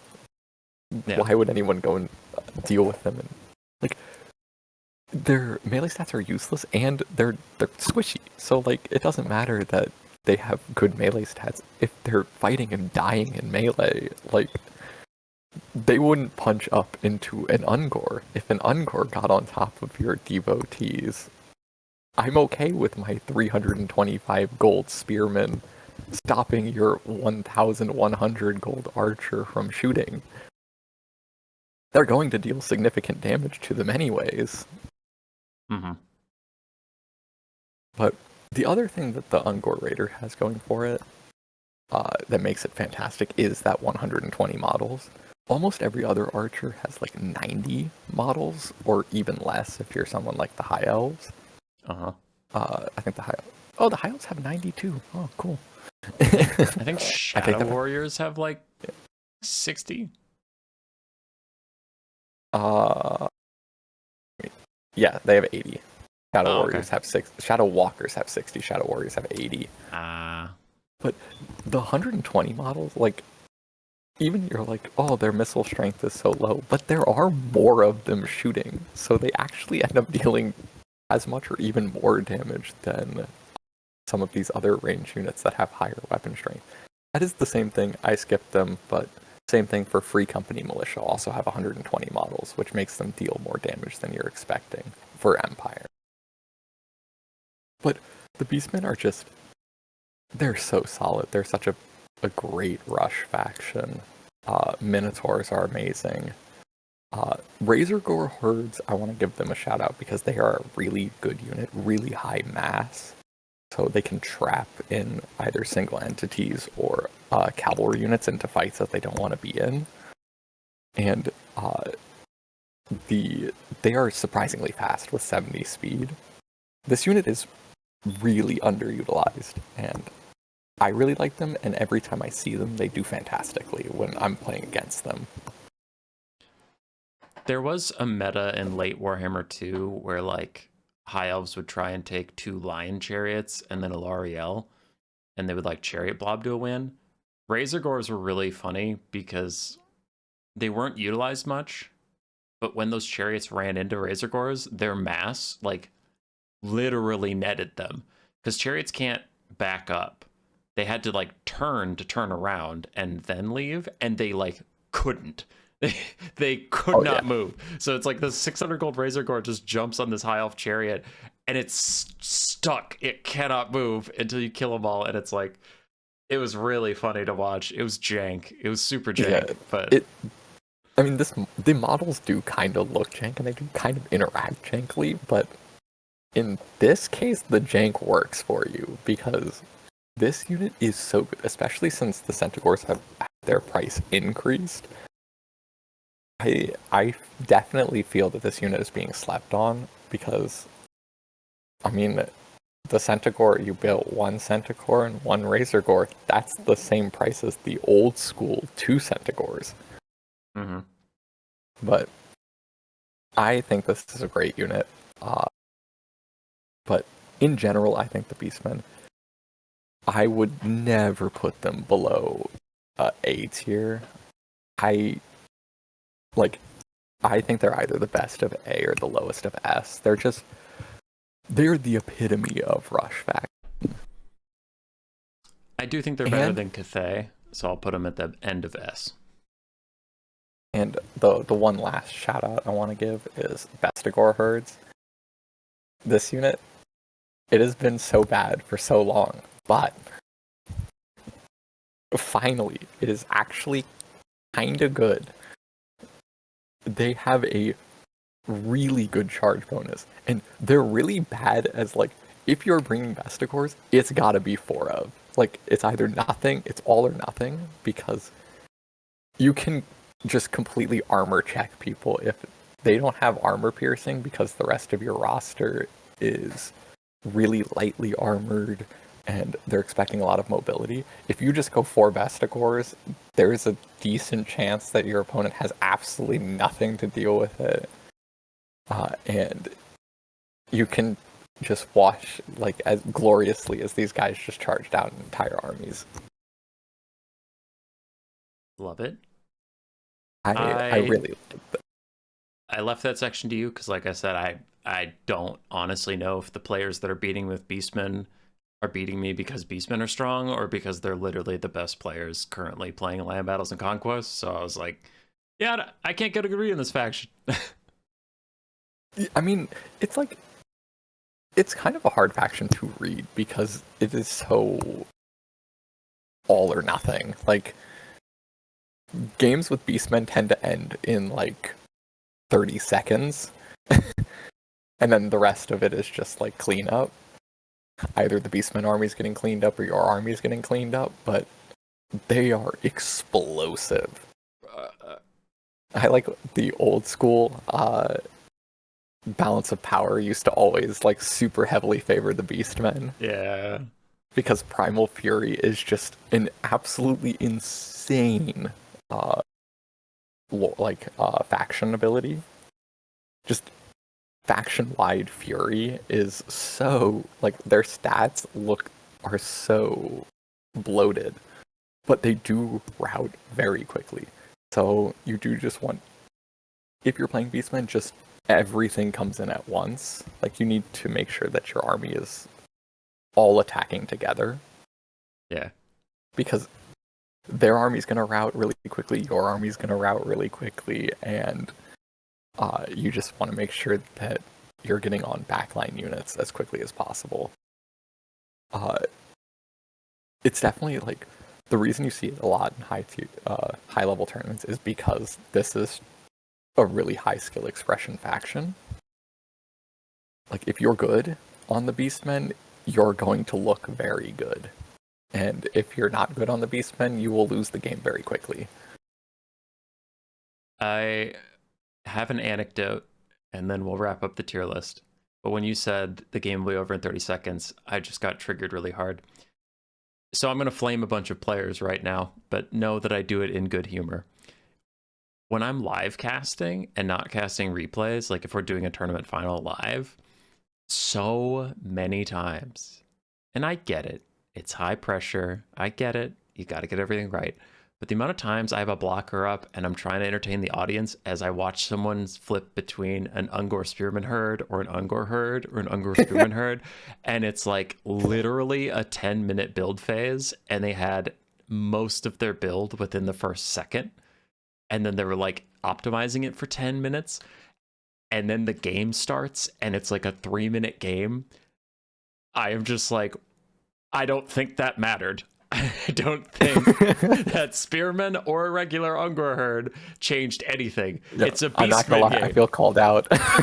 Bro, it's a Beastman game. It's gonna end in 3 minutes. Don't take 10 minutes to build your army. Just slam it and go. Like, it's good-natured flame, but it is funny as a caster where I'm like, what else can I talk about to keep the audience engaged while you figure this out? I feel so called out right now. That's me. That's literally me. I'm not naming names, but it could be. And it's funny because, like, when that happens in a Wood Elf versus Dark Elf game, I'm like, all right, the game's at least going to be 20 minutes, so the build phase doesn't seem as aggressive. But, like, Beastmen versus Norska, I'm like, why are we even building? Let's just... Oh my gosh. We all know it's a coin flip on which of you forgot to charge your dogs first. Like, no, he caught my Centaur's napping and he got the charge. All right, the game's over. And it's like, yeah, that's how it goes. I hate that match. I hate, like, that's my actual fear with Beastmen, is that I really like playing the Beastmen, but I hate playing the Beastmen against any other, like, Rush faction, like Khorne, Norska, or Wood Elves even. Like, any other faction that has the potential of rushing, I hate it because the game can be over instantly. Yeah. I'm like, oh, it's so high stress. My heart can't take it. That's why the Skaven matchup gives me so much anxiety. Is like, one, I feel a lot of pressure because my chat is not gonna let me live it down if I get wrecked by some random, and it's like, you're supposed to be the Skaven main, and I'm like, yeah, but this matchup's super coin flip, and like everything has crazy low leadership, so if like you miss 2 seconds of a dog engagement, you just lost your wolf rats and probably the game, because mobility in the Skaven matchup is everything. And it's like, it's so stressful. And if like you prep for one thing and they go, I don't know, Throt with 2 help and abominations, you're like, what is this unholy bullshit build? But it's gonna beat mine because I specifically prepped for something completely different. And chat's like, you said help hits are bad, you're stupid. It's I hate it.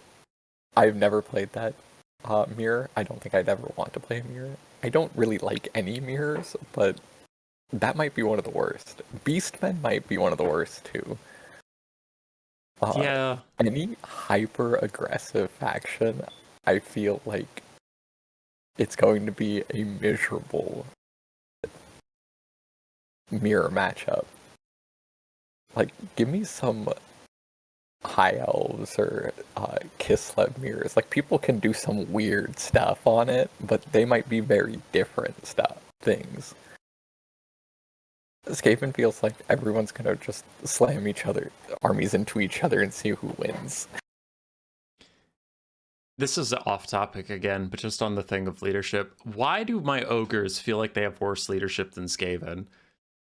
Like, ogre bulls will rout at half or 1/3 health, and then I look at my rat ogres fighting to the last man, and it's like, something about this ain't right. Something about this got real fucked up. No, ogre bulls, I mean particularly ogre bulls, feel like so bad. I hate them so much. Yeah, I don't feel think like they're very good. They're more liable to rout than the Noblars that they're standing on top of.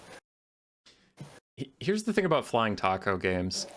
Flying Taco has a mod installed where he can route 5 or 6 times before shattering.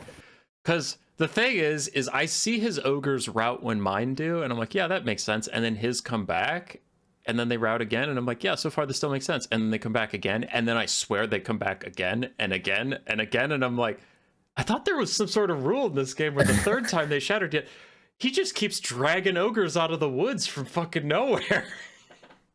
There's always more. And I just watch his opponent just gets whittled down as these ogres keep coming back, and I'm like, why aren't they shattering?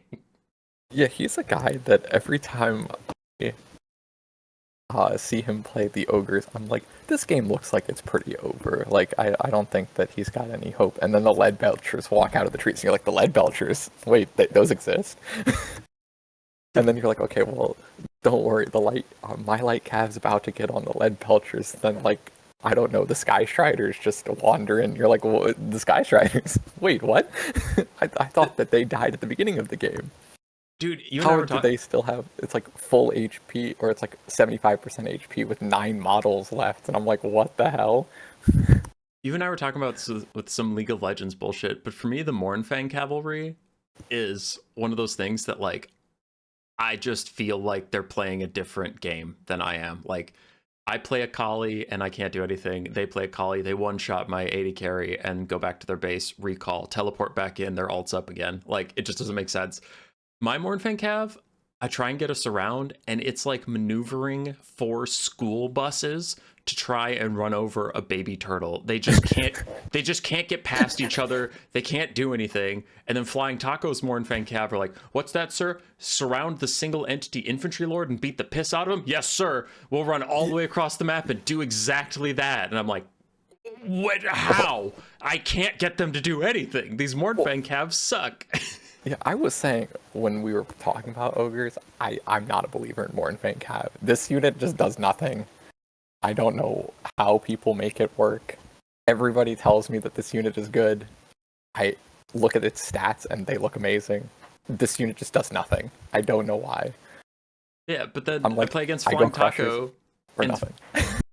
Dude, I play against Flying Taco and Mournfang Cav surround Lord Scroll, like surround him, and I'll just beat his ass, and I literally can't move him, and I'm like, if only my Mournfang Cav did this. Yeah, I don't think, like, that seems impossible to me. I've never seen Mournfang Cav actually do something. Anytime watch some I Taco use gameplay. Cav, surrounded and dead in like 30 seconds, maybe they didn't even last 30 seconds. Okay. The audience will appreciate these anecdotes, but like, I need to wrap up this tier list. But one last thing is what I have. I get so tilted watching Flying Taco play domination, and he brings a giant, and I'm like, I don't think giants are very good. And then Turin or whoever's casting is like, Taco with this classic giant. And I'm like, yeah, but you can just avoid it. And then his opponent will just like walk Sigvald up to the giant. And I'm like, you can just avoid it. And then he just gets Sigvald clubbed like a baby seal in front of the giant. And I'm like, you can just avoid it. Walk away. Just run, dude. And then Sigvald dies. And Turin's like, that's classic Flying Taco's giant. And I'm like, he could have just ignored it, man. They just walk into his giant. Giants are fake, lol, just walk away. I just, like, Taco is a great player. I'm not trying to say all of his wins are freebies. That's obviously not what I'm saying. But I do watch him take some wild shit, and then I watch his opponent massively misplay, and turrets just loving it. And I'm like, dude, you're making me look like such a fool right now. Please don't walk Sigvald into the giant. There's 3 points. Pick the other 2. Just let the giant be there. Yo, but sometimes you just, like, point 2 is right there, and Sigvald is also right there, and the only thing between Sigvald and point 2 is a giant. The only thing between him and that point is a giant. It's one guy. Just because that one guy is like 15 stories tall. Like, are you just gonna like let him have point 2? Ugh. I guess you have to fight it. But anyway, wrapping up the tier list, I do have a rare positive note. I think people are pretty down on Warhammer 3 right now. Like, in general, people have been complaining the meta has been too samey for too long. In general, people have been complaining a lot of the DLCs have power creep, and I think there are some legitimate complaints to that. But just on a note of positivity, I mentioned it several times throughout this video, but I really do think this is the most balanced the game has been. Whether you think the meta is stale or not, I'm just saying it's relatively balanced. Our 2 D tier factions, I do see experts getting wins on them. In the past, like, if you people remember, Slaanesh and Nurgle, when they were in D tier, like, you literally couldn't win. Like, even Berserk couldn't make Nurgle work in a lot of matchups. Like, so the game's pretty balanced right now. I feel like I can take Chaos Dwarves and fight Tomb Kings and have a pretty good game. And I think that's just a positive thing that we should acknowledge. In a sea of what's usually just negativity posting, it's like, but the game is actually pretty balanced right now. It's just been this meta for a while. But yeah, I would agree. I think that it's actually quite well balanced. I honestly think that land battle is more balanced than domination right now. At least we don't have like 5 factions that are just cut off the top. Knock them all out. Yeah. I think every faction is playable and beatable. There are just some factions that I like seeing a lot less than others. For sure. And I am excited for the End Times DLC, but like, DLC, we're eating good. We've been getting DLCs at a pretty consistent pace after a bit of a dry spell. I am really missing the big, exciting balance patches. Like, there used to be these meta shifting balance patches where, like, CA would take a swing at a part of the code and be like, we're changing how cavalry ellipses work. Whoops, seekers and cold ones are not trash anymore. Like, remember back to before this meta, which was a long time ago, but cold ones were not the defining characteristic of what makes good cavalry. And then they got the ellipse model change like the Seekers did, and then everything changed. It's like, I kind of want one of those balance patches just to see what Brave New World would be if it wasn't the mobility and single entity meta. Because it's, how long has it been that way? Like 2 years? When did Seekers get changed? Seekers got changed right before the Skull Takers DLC, Omens, I think. About a year and a half, maybe. Omens came out December 12th, 2024. So, yeah. Yeah, so about a year. Yeah, about a year. So this meta has been this way for about a year. But before that, I remember, I don't think it was right before that, but like we've had an infantry meta where like every game was just spam as many infantry as you can to grind down the enemy. Then we had the monster meta where like it was literally just single entities. And then Cav got a bunch of love with that, and now it's been the Cav and single entity meta. But I've said it on a couple live streams. I'm still waiting for the artillery meta because I'm an artillery lover at heart. I love cannons that go boom, and I like watching like the start of the game and heavy cavalry lose a third of their HP as my cannons just light them up. I never said it was healthy. I'm not saying this is healthy gameplay, but I do love big things go boom. my mains are Skaven, dwarves, exists. and ogres. Yeah.